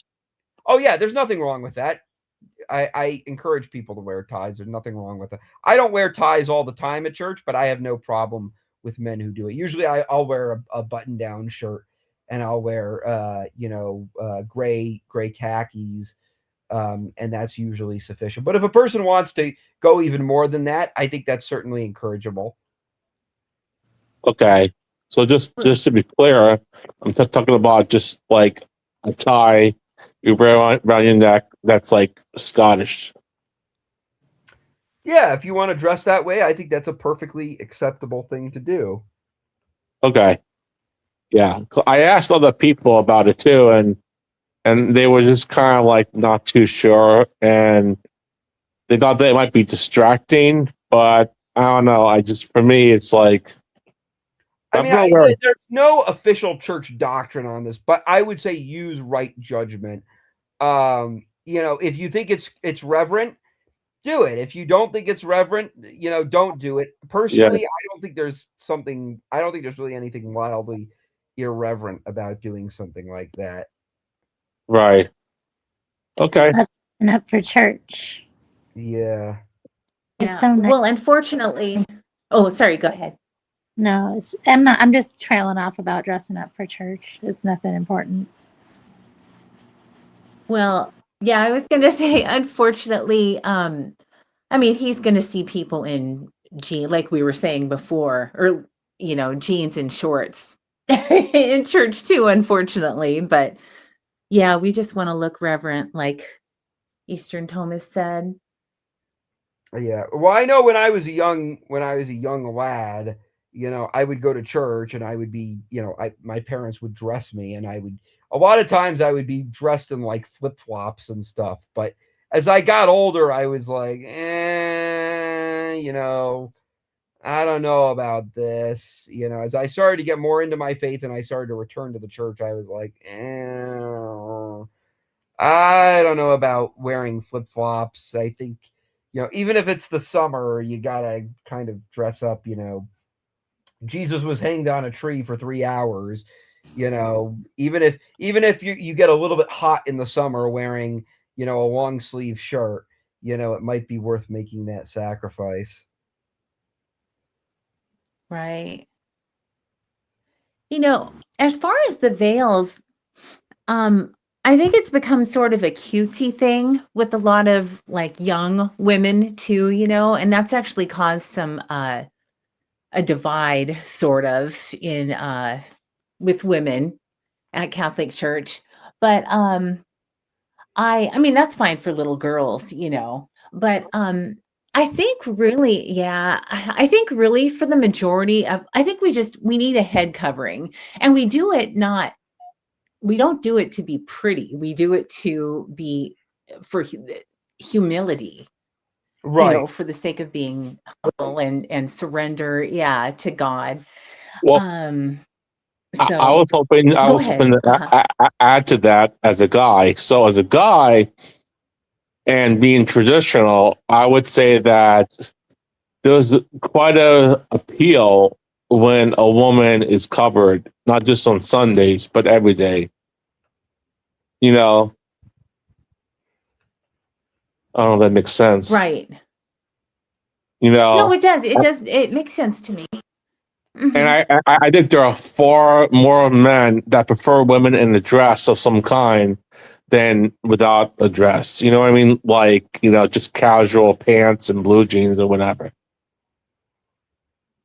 Oh yeah, I would agree with Right. that. Right. I mean, I've seen, um, I've seen a growing number of younger women. When I say younger women, I mean like kind of 20s, 30s age women in Catholic churches that have been veiling lately. I think it is definitely making a comeback. I think in the 60s it kind of became taboo. Um, it's Yeah. funny because during my when I was going to college, I had to do a senior project, and I did a senior project on the traditional Latin Mass. Um, and I interviewed someone who um, was a bit more on the left, who was Catholic, who was much older and was actually alive, was a young child when before Vatican II happened, when all the masses were in Latin. And this person was saying, "Oh, I don't know why people love the Latin and the veiling and the kneeling. I don't know why all these people love it. I don't get it at all." And I think it goes to show kind of a generational divide, I think, between a lot of younger women and a lot of, kind of older women. I think, especially comparing Yeah. where the world was in the 60s to where the world is today. Yeah. Right. And then to add to that, if I could, I saw a poll that said that more young men are either going into the Eastern Byzantine Rite or the Latin Rite, the traditional Latin Rite, versus going to seminaries that are like Novus Order, the new mass. Right, right. Because it goes back to the idea that men do like tradition and they like things that are ancient and old. Right. Yeah. Yeah.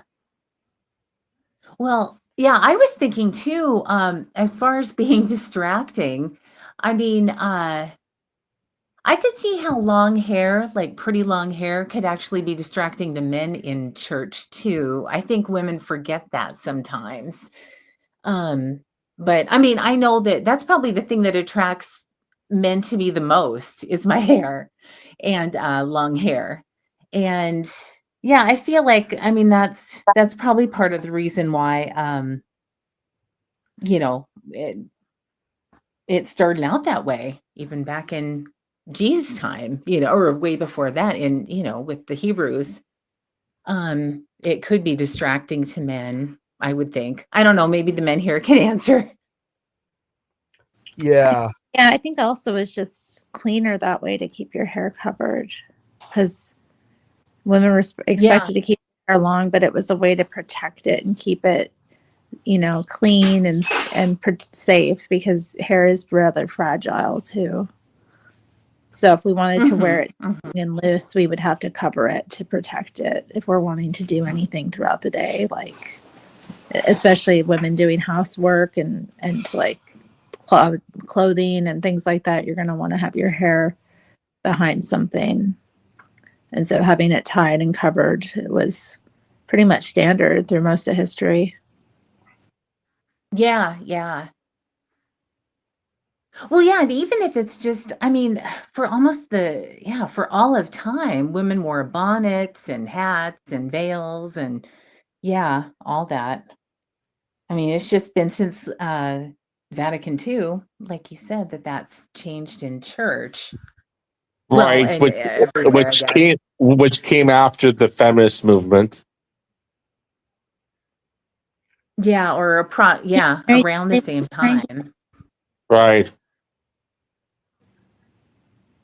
Yeah. What, Terry? I said, do you think Mary Daly was behind it? Mary Daly. Let me see who that is. I don't even remember who she is. Oh, no.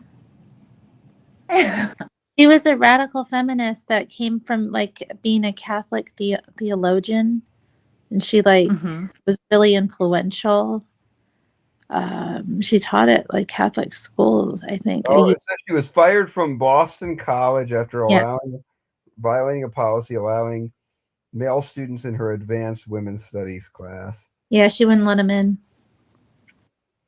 Oh. The poor guys. I was like, who wanted to get into her dang class? I'd be like, oh no. No, thank you. Thanks, but no thanks.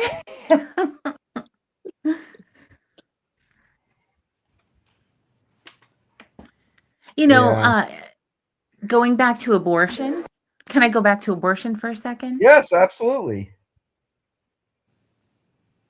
Okay, well, I just wondered if anyone else was aware that as far as reasons for, that affect the life of the mother, that are reasons for abortion, legal reasons for abortion, did you all know that anything that you can get disability for, they can use your doctor can use as a reason to justify that abortion? So like depression, ADHD, I mean anything you back problems, whatever, anything you can get disability for is a reason why they can say that, they can come up with an argument for it to be, to justify the abortion. Yeah. ADHD. Yeah, it's absolutely ridiculous. I mean, there are people who try to use disabilities and other reasons to try and justify abortion. You know, as if a person living a tough life is a reason to murder them. I mean, that doesn't make any sense. I mean, in no other exterior situation would this make any sort of sense. Yeah. Well, thank you, Sal. I see the comment. Then, also, so, people bring up, incest and things like that. And, I think it's funny that people believe that God is strong enough to cure their cancer and do all kinds of miracles, but they don't think that God is strong enough to heal like a woman's heart when she's been raped, or in the case of incest, that's not something that God's big enough to heal. Or even the baby and the mama's heart, Right. Yeah. Right. I agree I with mean, that. God can, the same people who believe that God can, yeah, I mean, it's kind of crazy. Yeah, it's Plus, I mean, that's just it's a band-aid. I mean, women who go through that, they're so traumatized anyway. Yeah. And then that can actually prevent them, I mean, most of them go on to just continue with that trauma. They just hold it for their entire life, yeah. of the abortion or well, and what caused it. Well, yeah, it's more trauma on top of trauma. What I've Plus, seen It's from a adding more lot of brokenness to brokenness. yeah, what I've right? seen from a lot of women that get abortions is a lot of women who have Yeah. abortions, they really do, in many cases, many of them recant, because many of them, feel great sorrow for that. But a lot of other times, they'll brag about it like, haha, I love my abortion and celebrate my abortion, which in my opinion just shows furthermore the negative effect that abortion is having on the person's mental health. That you have this obsession with, oh, I killed my baby. Oh, I committed this act. I mean, because in the 90s, what Democrats would try to do in the United States is they would say, well, I'm not for abortion, but I want it to be safe, legal, and rare. That was what they said, safe, legal, and rare. Well, that's not how some people act. Some people that are celebrating their abortions, I think the reason they're celebrating their abortions may be because of the harm that act is doing on their well-being. I think too. Well, think about it. There's The Democrats. oh, go ahead. Oh, okay, No, you can go. Talking too sorry. much. I had to cough then too. One thing that I think adds to this, and it's a little bit not just related to abortion, but there's a real culture of oversharing, especially with social media. A lot of people are out here just spilling their guts about everything and not holding anything back. And back in the day, Yeah. even if you were like that, not everybody would know about it. But I think the problem's really amplified and normalized through social media, where people just like think they have a duty or think it's totally normal to like talk about things that people back in the day would keep very private because of Right. like shame. But I think society's just become a lot more shameless, and that has to do with that as well. Yeah. Well, yeah, and then think of the Democratic National Convention. Planned Parenthood is giving like free abortions and vasectomies. I mean, it's just, yeah, everything It's is so just crazy. out there. I know. Like, who would go to the Democratic National Convention to fertilize, lose their fertility, or kill a child? It's really crazy. Right. It is.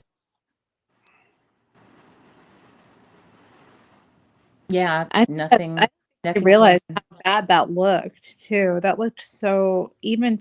I think that was a moment where a lot of people were like, "What?" Yeah, That was really twisted. Even I think people who were pro-abortion at that moment were kind of like, "Is this too much?" Yeah. right. No, I think you're right about that. I think this. I think a lot of people have been pushed to the pro-life end, um, over those kinds of reactions. Definitely. Let's see here. Question: should Christians prefer a monarchy over a democracy? Oh, you're weeding into some controversial territory here, Scottish.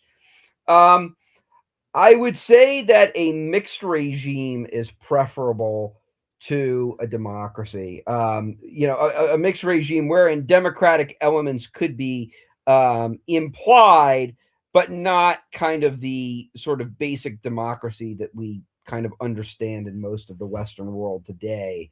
Um, I think, would a pure monarchy be preferable? Sure, But I think because of the fallen nature of man, you're kind of playing with fire by having a pure monarchy, because, without any checks and balances, you can get a monarch that ultimately does not act in accordance with the common good.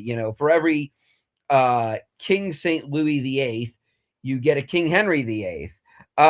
So I think it would be better from a pragmatic standpoint to have what I said earlier, which is to have what they had in the Old Covenant in many of the Mosaic tribes, where you had a singular kind of leader or a monarch, but then also have kind of an aristocratic sort of wise men array of lawmakers that can act as checks and balances. So you want you want like the church to be able to have the state execute heretics. No, I well, I was like, what the heck happened there? I was like, you sound a little weird there, Terry, but no. But no, I St. Thomas doesn't actually, a lot of people don't might be surprised by this. St. Thomas actually does not advocate for theocracy. St. Thomas, one of his chief principles is any order of the state that is executed has to be executed according to right order and right judgment. For example, if a state decides to go to war, well, ultimately the leaders of the state have to make that decision based on an informed conclusion. It can't be like, private citizens in the United States have decided that they're going to declare war on Israel because they hate Israel so much. St. Thomas would say, even if the war itself is justified, that shouldn't occur. But when it comes to a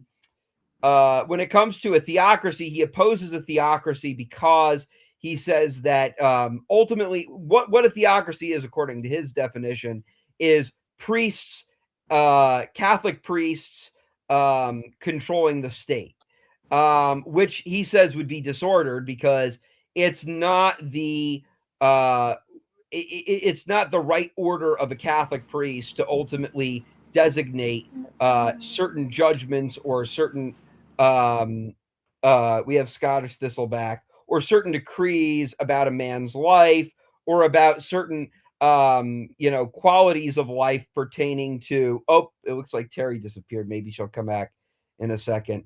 But it does not belong to the state to make certain, or Catholic priests to make certain conclusions about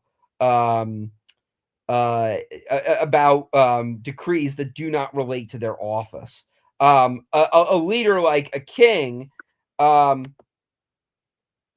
okay, no worries, Terry. But a king or a monarch does have the ability to make those decrees because it relates to their office. A priest does not. Now, to answer Jamie's question a little bit further, St. Thomas does not say that America should be relativist. Just because he opposes theocracy does not mean he doesn't believe that Christianity shouldn't play a giant role in a person's in law. As St. Thomas would say, the ultimate end of law is the common good.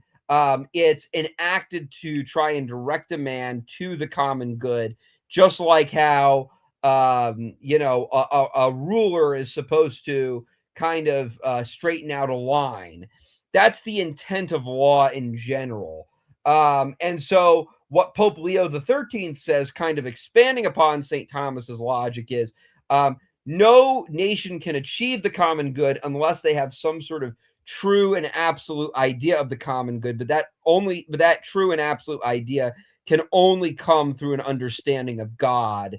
And so because of that, the lawmakers have to have some understanding of God. Now, does that have to necessarily be a Catholic understanding?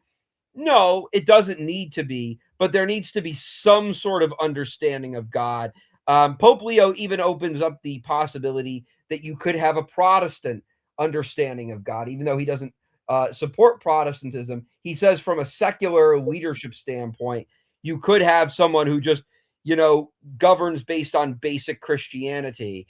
But there has to be some sort of inclination to the common good. We can't have a relativist democracy, but it also shouldn't be a theocracy where priests are lawmakers. But anyways, I see this other question from you. What about a monarchy like Lord of the Rings? I know I'm going to sound like the fakest Catholic in the world, but I'm not too familiar with Lord of the Rings. But where there's a king and a high king. What St. Thomas would say is it's better to have a singular ruler. And, next week is going to be a really spicy, controversial stream because we're going to be defending the office of the papacy next week. But one of the things, and I guess you could call this a preview of next week's stream, one of the things St. Thomas argues is the best form of government is one where there's a single ruler so that the enactment of the common good by law might be more direct.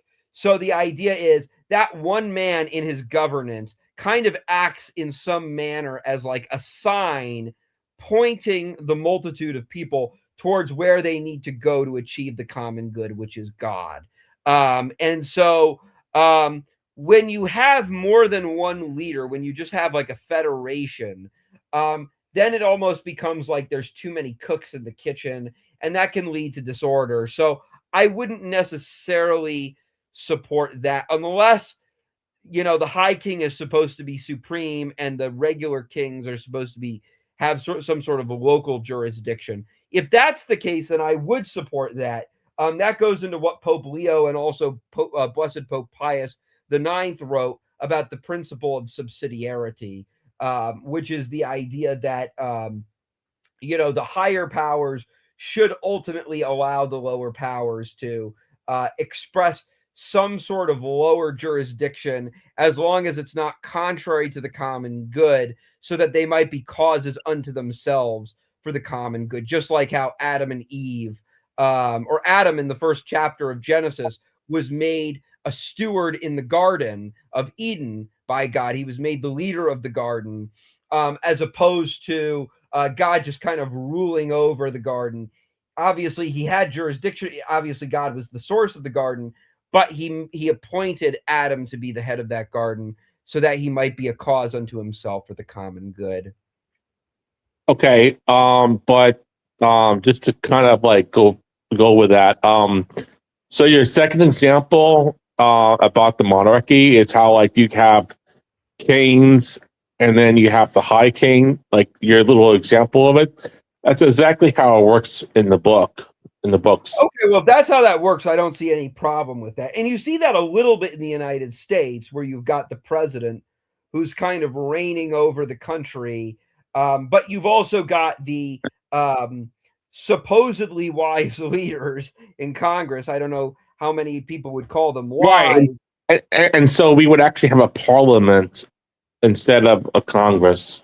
Right. I think it would be best if we actually did have wise leaders that replaced Congress, and then we had a president who was unelected, but then we had governors and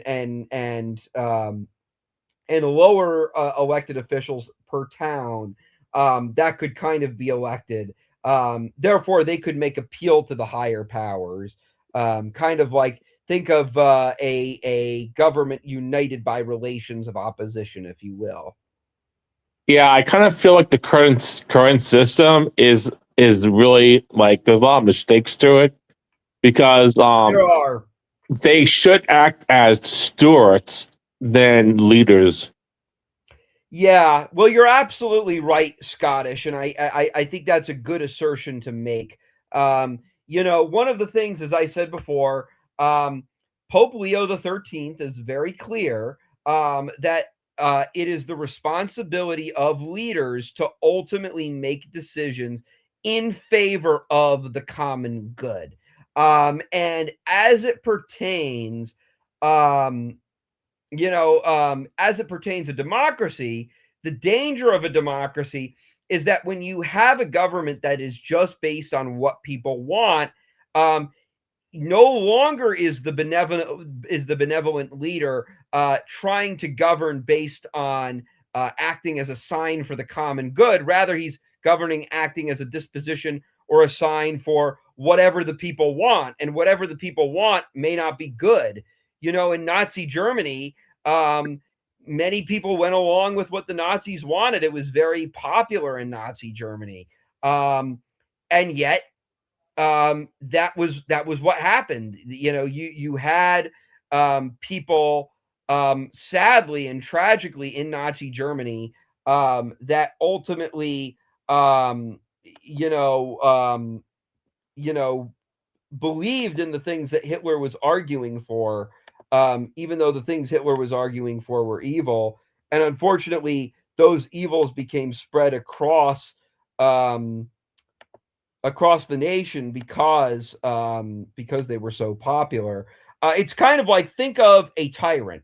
St. Thomas says the problem with a tyrant is a tyrant no longer acts for the common good. He acts for his own good, and he tries to drag his subjects along with him. That's how St. Thomas defines a tyranny. And in like manner, as it pertains slavery. The tragedy of slavery is when a man is a slave to a master, the man no longer is disposed to the common good. He is disposed to the good of his master. And in the same like manner, when you have a democracy, society is no longer inclined to the common good. It's inclined to the will of its slave master, which in many cases is the people.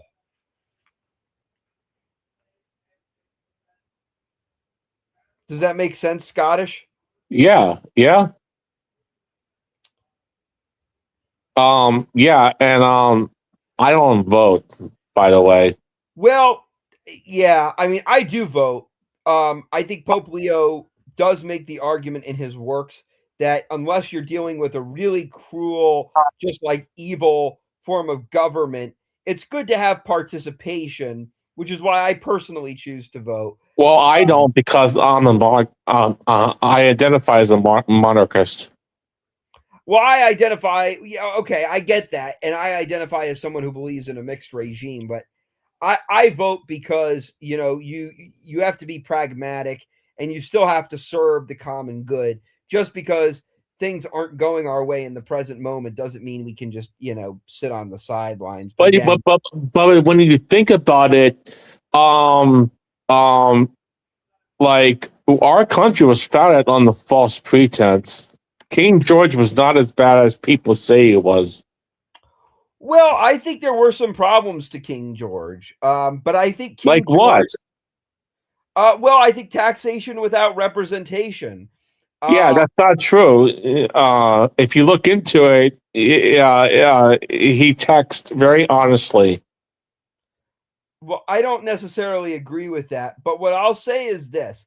I think King George is a great example of what happens when you get a tyranny. When you get a tyranny, ultimately the good is rendered according to the personal end and the personal good of the individual. And so I think a lot of people in America, whether you agree with them or not, I think felt as though King George was not acting towards the common good of their nation. He was acting in favor of his own good. And maybe that was the case, but the Well, problem was as I understand it, England was at war, and those were war taxes. well, right, but at the same time, I don't think it's fair that the American colonies should have to have Why? paid. Because they're still under the crown. Well, you're still under the crown, but you also have to respect the principle of subsidiarity, which What's says that? that. Well, the principle of subsidiarity is the idea that the lower powers are allowed to be given the agency to be a cause unto themselves for the common good, not separated from the common good, but still individual for the common good, so that they can continue to serve the larger goal of what a nation state is trying to achieve. And so I think with the United States, I think it was unwise for King George to say, we're just going to usurp all the interests of the United States into England's interest. Yes, they were still a part of England. Yes, they still served the common good of England. But I think it gets to a point where I think it got to a point ultimately where if you don't respect the local interests and the local good of a lower power, if that local good is still trying to preserve the common good in their own way, then I think you're going to have chaos and you're going to have rebellion. And that's what happened in England was King George, rather than allowing America to be a cause unto themselves for the common good of the entire colony, whilst also allowing them to preserve their own local interests. Rather, what he tried to do was he just tried to impose the national interests of England onto the laps of the colonialists, and he came off as out of touch, which is why I think the Revolutionary War happened, which I think is unfortunate because Terry is saying, get this traitor off the panel, which I think is unfortunate because a lot of young men died during the revolution. What traitor? Me? That's what Terry's saying. I don't believe it. What? Terry's just pulling your leg. She does that a lot. She likes to pull people. I'm Scottish and Catholic. I mean, I'm without fault. I know she likes to kind of pull people's legs a little bit. She's kind of pulling your chain a bit. But on the point of King George, obviously I wanted to get along with him because I'm Scottish and Catholic. But I'm just making a case for the monarchy in itself, not so much for King George. I understand that. By the way, Terry, you know Benedict Arnold only became a traitor because he hated Catholics, right? I never knew that. That's interesting. Really? Yeah. Well, that was the whole thing, was he didn't like how the United States was teaming up with France because France was a Catholic country, and he thought that papism was going to come to the United States. And so that's why he ultimately betrayed the colonies. Hey, I have a question. Do you know anything about the Jacobite rebellion? I don't know enough about that to comment here tonight. Because I heard that there's a connection to that and France. And I guess Prince Charles was hiding out in France. Mm-hmm. And I guess he's supposed to be like the one that's like Catholic and has rights to the throne. I wasn't sure if you knew that because it is Catholic history. So Interesting. I'd have to look more into that. And so actually France helped fund the Jacobite rebellion against England.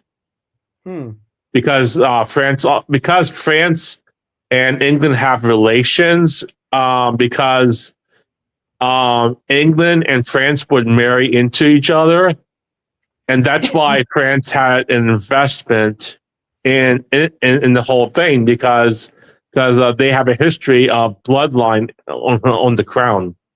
Yeah, I understand that. Yeah. I mean, it's a really interesting history when you think about it. It really is. Yeah. But yeah, so what I would say is I think it was absolutely wrong for King George III to impose, war taxes. I think ultimately, if you're going to impose the national interests on a smaller local power that isn't directly affected by that, then you're ultimately going to come off as out of touch, and that is going to lead to a disconnect with your subjects. And they're not going to be as informed of the common good.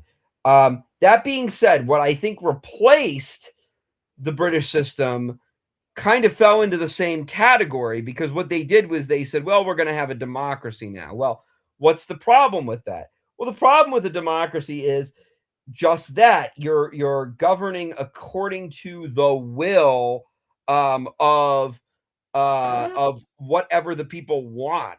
And whatever the people want, there's no guarantee that whatever the people's will is going to be is is going to be justified. I mean, we talked about abortion on the stream tonight. Abortion is very popular in Western countries. Just because it's very popular doesn't make it right. And I think with other things too, I think, when the state is not governed based on the common objective good, which is God, then you're ultimately going to have disorder, and that's going to lead to naturalism, and that's going to further sink a nation into even greater despair.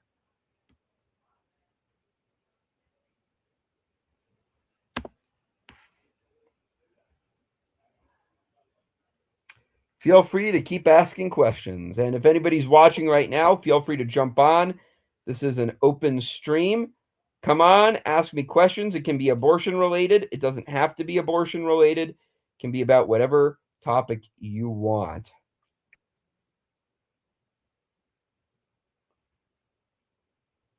I guess while we're waiting for some more questions, I'll show you I'm going to show you a preview. Oh, I guess I didn't put it on here. I didn't save it on here yet. Darn. Oh, here we go. Right here. Yeah. This is the preview of what next week's stream is going to be. So on that topic, I have a thought. Okay. What are your thoughts on the fact that they did away with the coronation and that the Pope is no longer considered to be a monarch? Well, the Pope is still considered a monarch in the sense that he is a singular head, material head over the faithful. He may not be a monarch in the legal sense, but again, the legal sense does not pertain to the form of the office of Holy Pontiff. But but in the old days, he was a monarch in the legal sense, correct? Yes, I understand that he was a monarch in the legal sense in the old No, days. I'm asking. I'm not telling you. I'm asking. Yes. In the old days, he oversaw the Holy Roman Empire. I didn't know that. That's interesting. Yeah. Okay, but I mean, the fact is that from what I've talked to Catholics, they actually believe that he's not currently not a monarch. Like they actually say, and again, these are Catholics that are pro new mass, okay? And they say that it's a democracy, it's not a monarchy. Well, it's certainly not a democracy. I mean, even Pope Leo XIV himself said recently, it's not a democracy. Right, but that's a problem with I think Vatican II is that it opened doors to this liberal thinking where I think that's a fair argument. I think that's a fair argument that some people have not been educated, and that in the post-Vatican II era, some people have, some Catholic teachers have not done a good job of education. I think that's a fair argument.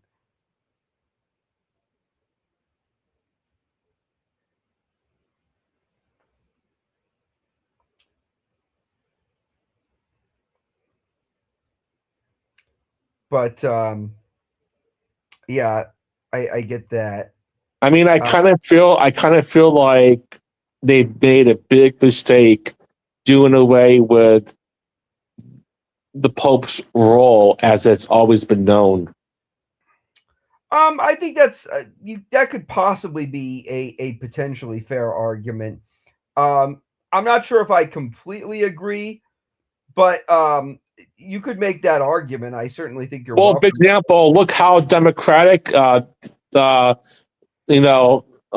guys in St. Peter's seat have been since Vatican II, where it's like, oh, you can be Protestant, nothing wrong with that. You're still a Christian. Well, I don't think they have been. Well, none of them have ever come out forthright and said that Catholicism is the only way. No, I don't agree with that at all. Pope Leo XIV said that Catholicism is the only way. The Catechism is very clear that no one is saved if they are not binded to the church by way of charity, either formally or materially, as I will talk about in another stream. But even Vatican II stated that and reaffirmed the position, the Catholic position on no salvation outside of the church. So I don't agree with that. It did say that Protestants are Christian, which they are, as long as you assent to a Trinitarian, to a proper Trinitarian baptism, then you retain the grace of justification. That's something that was taught by St. Augustine all the way back during the Donatist controversy in the 5th century. Right, but because they did believe in a different Trinity than Catholics do. Who believes in a different Trinity? What? Who believes in a different Trinity? Protestants, clearly. How do they believe in a different Trinity?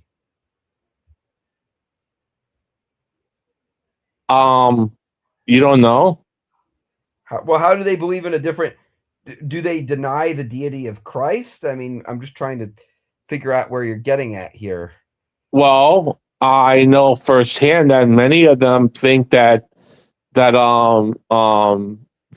have a different way of understanding the Trinity, and I know that it's not Catholic. Well, I would have to see some examples of that. I have not seen that. Most Protestants, most classical Protestants I've met, have a very, very kind of orthodox. When I say orthodox, I mean lowercase o orthodox, not uppercase o orthodox. Obviously. They have a lowercase o orthodox interpretation of the Trinity that I think most Catholics and Protestants are in agreement on. But I mean, even if they had like a slightly different view of how the Trinity works, that doesn't necessarily mean that they're not Trinitarians. We accept that the Eastern Orthodox Church are Trinitarians, and we accept that they're true Christians. I think that's made clear by the Council of Florence. Yeah, there's no disputing that. Right, but they have different views on how the processions, the internal processions of God operate. And I think in Protestantism, we're probably more in line with Protestants on something like the Filioque than the Eastern Orthodox are. For example? For what do you mean, for example? Well, what's your example that you think that? Well, most Protestants believe in the Filioque. I mean, most Calvinists believe in the Filioque. Most Lutherans believe in the Filioque. Right. Okay, maybe they do, but they still don't have the same theology as we do. Well, I understand they don't have the same theology, but that doesn't affect the form of the sacrament. Well, they don't have sacraments. Well, they some of them do have sacraments, and even those who don't acknowledge those as sacraments, still, even if I'll give an example: baptism. If a Protestant still maintains the same form of baptism, then they're still receiving the grace of baptism, and therefore it is a sacrament, even if they don't believe it's a sacrament.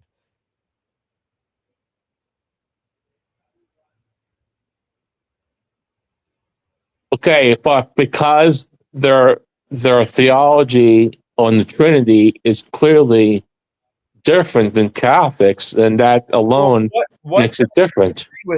What do we disagree with them on? What's something about the Trinity that we disagree with them on? What's something specifically about the nature of the Father, the Son, and the Holy Spirit that we disagree on with them? I mean, I don't think there is really much that we disagree with them on. Well, I know there's some Protestants, I can't say which ones, put more emphasis on the Holy Spirit, or they put more emphasis on God, the Father, and then so someone's always left out. Well, I haven't seen that, but and actually, if you look that up, it was already declared as a heresy by the church. Well, I haven't looked into that. I haven't heard that, but a person having a misguided view of the Trinity does not automatically mean that they're not Trinitarian. For example, the Catholic Church has always acknowledged that the Coptic Orthodox Church and the Ethiopian Orthodox Church are considered true Trinitarian Christians. The Coptics will teach you that Christ had one nature, or had one will, not two wills. That Christ's human will was exactly the same as his divine will. Now, we as Catholics reject that. That is a different understanding of the character of Christ. Does that make a Coptic not a Trinitarian, or does that invalidate their baptism? Well, if it does, then that conclusion would contradict the historic understanding that the church has on the Coptics having valid sacraments. Well, I mean, if the church ever declared them as heretical and schismatic, then their sacraments would not be valid. Well, the church has declared them as heretical since the Council of Chalcedon, but even since then, for nearly 2 millennia, the Coptics' baptism has always been considered to be a valid one. This isn't something that's new. This is something that has always been taught by the church, well before Vatican. Right, but if you compare those guys to, say, Greek Orthodox are not as bad in the far end as far as believing in bad stuff or incorrect stuff as Coptics are. I agree with that, but what I'm telling you is because Greek Orthodox are more aligned with Catholic theology than Coptics are with Catholic theology. No, I understand what you're getting at, but what I'm telling you is that the historic position of the church since the Council of Chalcedon, when they went into schism, and Miaphysitism, which they continue to profess was condemned as heretical, what the historic position of the church is despite them believing in a condemned heresy and despite them going into schism, since the 5th century, it's been taught that they have valid sacraments.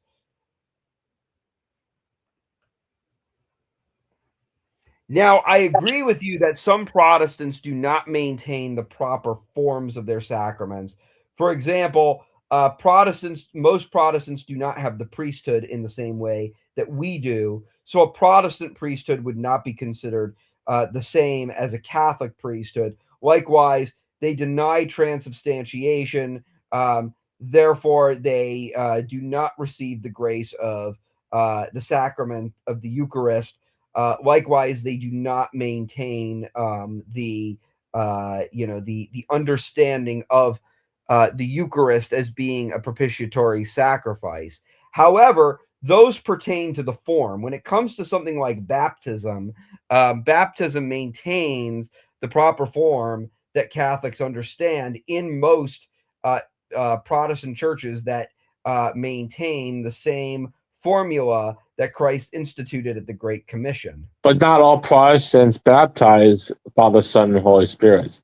Well, if they don't do that, then they don't have a valid baptism according to the form. The modern Catholic teaching is very clear on that. Right, but then, okay, so I know that if a Protestant truly believes in Christ and he baptizes someone in the name of the Father and the Son and the Holy Spirit, that person has received the grace of baptism absolutely and correctly. And that person, if they continue to live and believe and profess their baptism, even if they believe in heresy, is considered to be a valid Christian. This is something that has always been the teaching of the church, even before Vatican II. Okay. All right. I mean, Leonard Feeney was excommunicated by Venerable Pope Pius XII, a pre-Vatican II pope, because he said that a Christian who was, or a Protestant that was baptized under the Trinitarian formula was not a true Christian.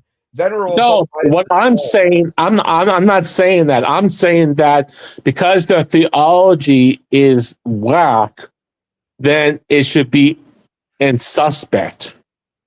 No, I'm not denying that we should try to respectfully and charitably convert our Protestant friends to the Catholic Church. That's not what I'm disagreeing about. What I would disagree is the idea that they don't have a formal or valid baptism. But I would agree with you that we should try to respectfully evangelize to them. I had a debate about this on Proverbs Guys Ministries the other night. Yeah, I'm saying we should just hold it in suspect because No, I because agree with that. I agree that because and I kind of feel objectively because the theology is whack, then that in itself, and at least in spirit, their baptism is not valid in spirit at best. well, I mean, their baptism is completely valid. It may be that they don't assent to their baptism in fully in the way that they should. In that manner, I might agree with you. And then they also don't believe that is necessary for salvation. Right. Many of them do not believe that, and that's a problem. But again, as long as they maintain the form, that's something St. Augustine taught. Right, but they also believe that our priests don't have any reason to baptize, but they have every right to baptize. Which it seems like a contradiction. Yeah, no, I agree with that. So, and then like they also don't believe that grace doesn't affect baptism or baptism doesn't affect grace. Right. I agree with that. So, I mean, that's why I'm just saying that that's where I'm coming from. You know what I mean? Yeah. You All know, right. I'm not saying that a Protestant that only had a Protestant baptism and never was able to find salvation in the Catholic Church doesn't have salvation. I'm not taking the Finiac position. I'm just saying I that understand that. I'm I'm not just accusing you of that. yeah, I'm not. I know. I'm just speaking up for clarity's sake. Yeah. I'm just saying in the spirit of what their theology is, it's at best questionable. Yeah. You know, it's the baptism because of that. You know what I mean? Because like in you know when you think about like how like let's say John Knox explained the Trinity and the relationship between the Father, Son, and Holy Ghost would be absolutely different from what Augustine or Saint Augustine would have said. Yeah. No, I And agree. I think that needs to be said when we talk about accepting Protestant baptisms. I What does it? understand that. I think Vatican II, when they say things like separated brethren, I think they're just referring to the doctrinal status of their baptism because that was in question at the time. I don't think it was saying that they were valid or that it's good to be a Protestant or that it's acceptable to be a Protestant. Yeah. But did you guys have any other questions? No, you answered my questions. Thank you. All right. Lena, did you have any other questions? No, I don't think so. Thank you. Of course. Well, with that being said, I think I'm going to shut down the stream for tonight. It's almost 12 or midnight where I am. So thank you guys for joining. Make sure to join for Aquinas Classroom next Friday night at 9:30 p.m. Eastern. Once again, our new time when we talk about what Catholics and non-Catholics both get wrong about the papacy. God bless everyone. Thank you for joining.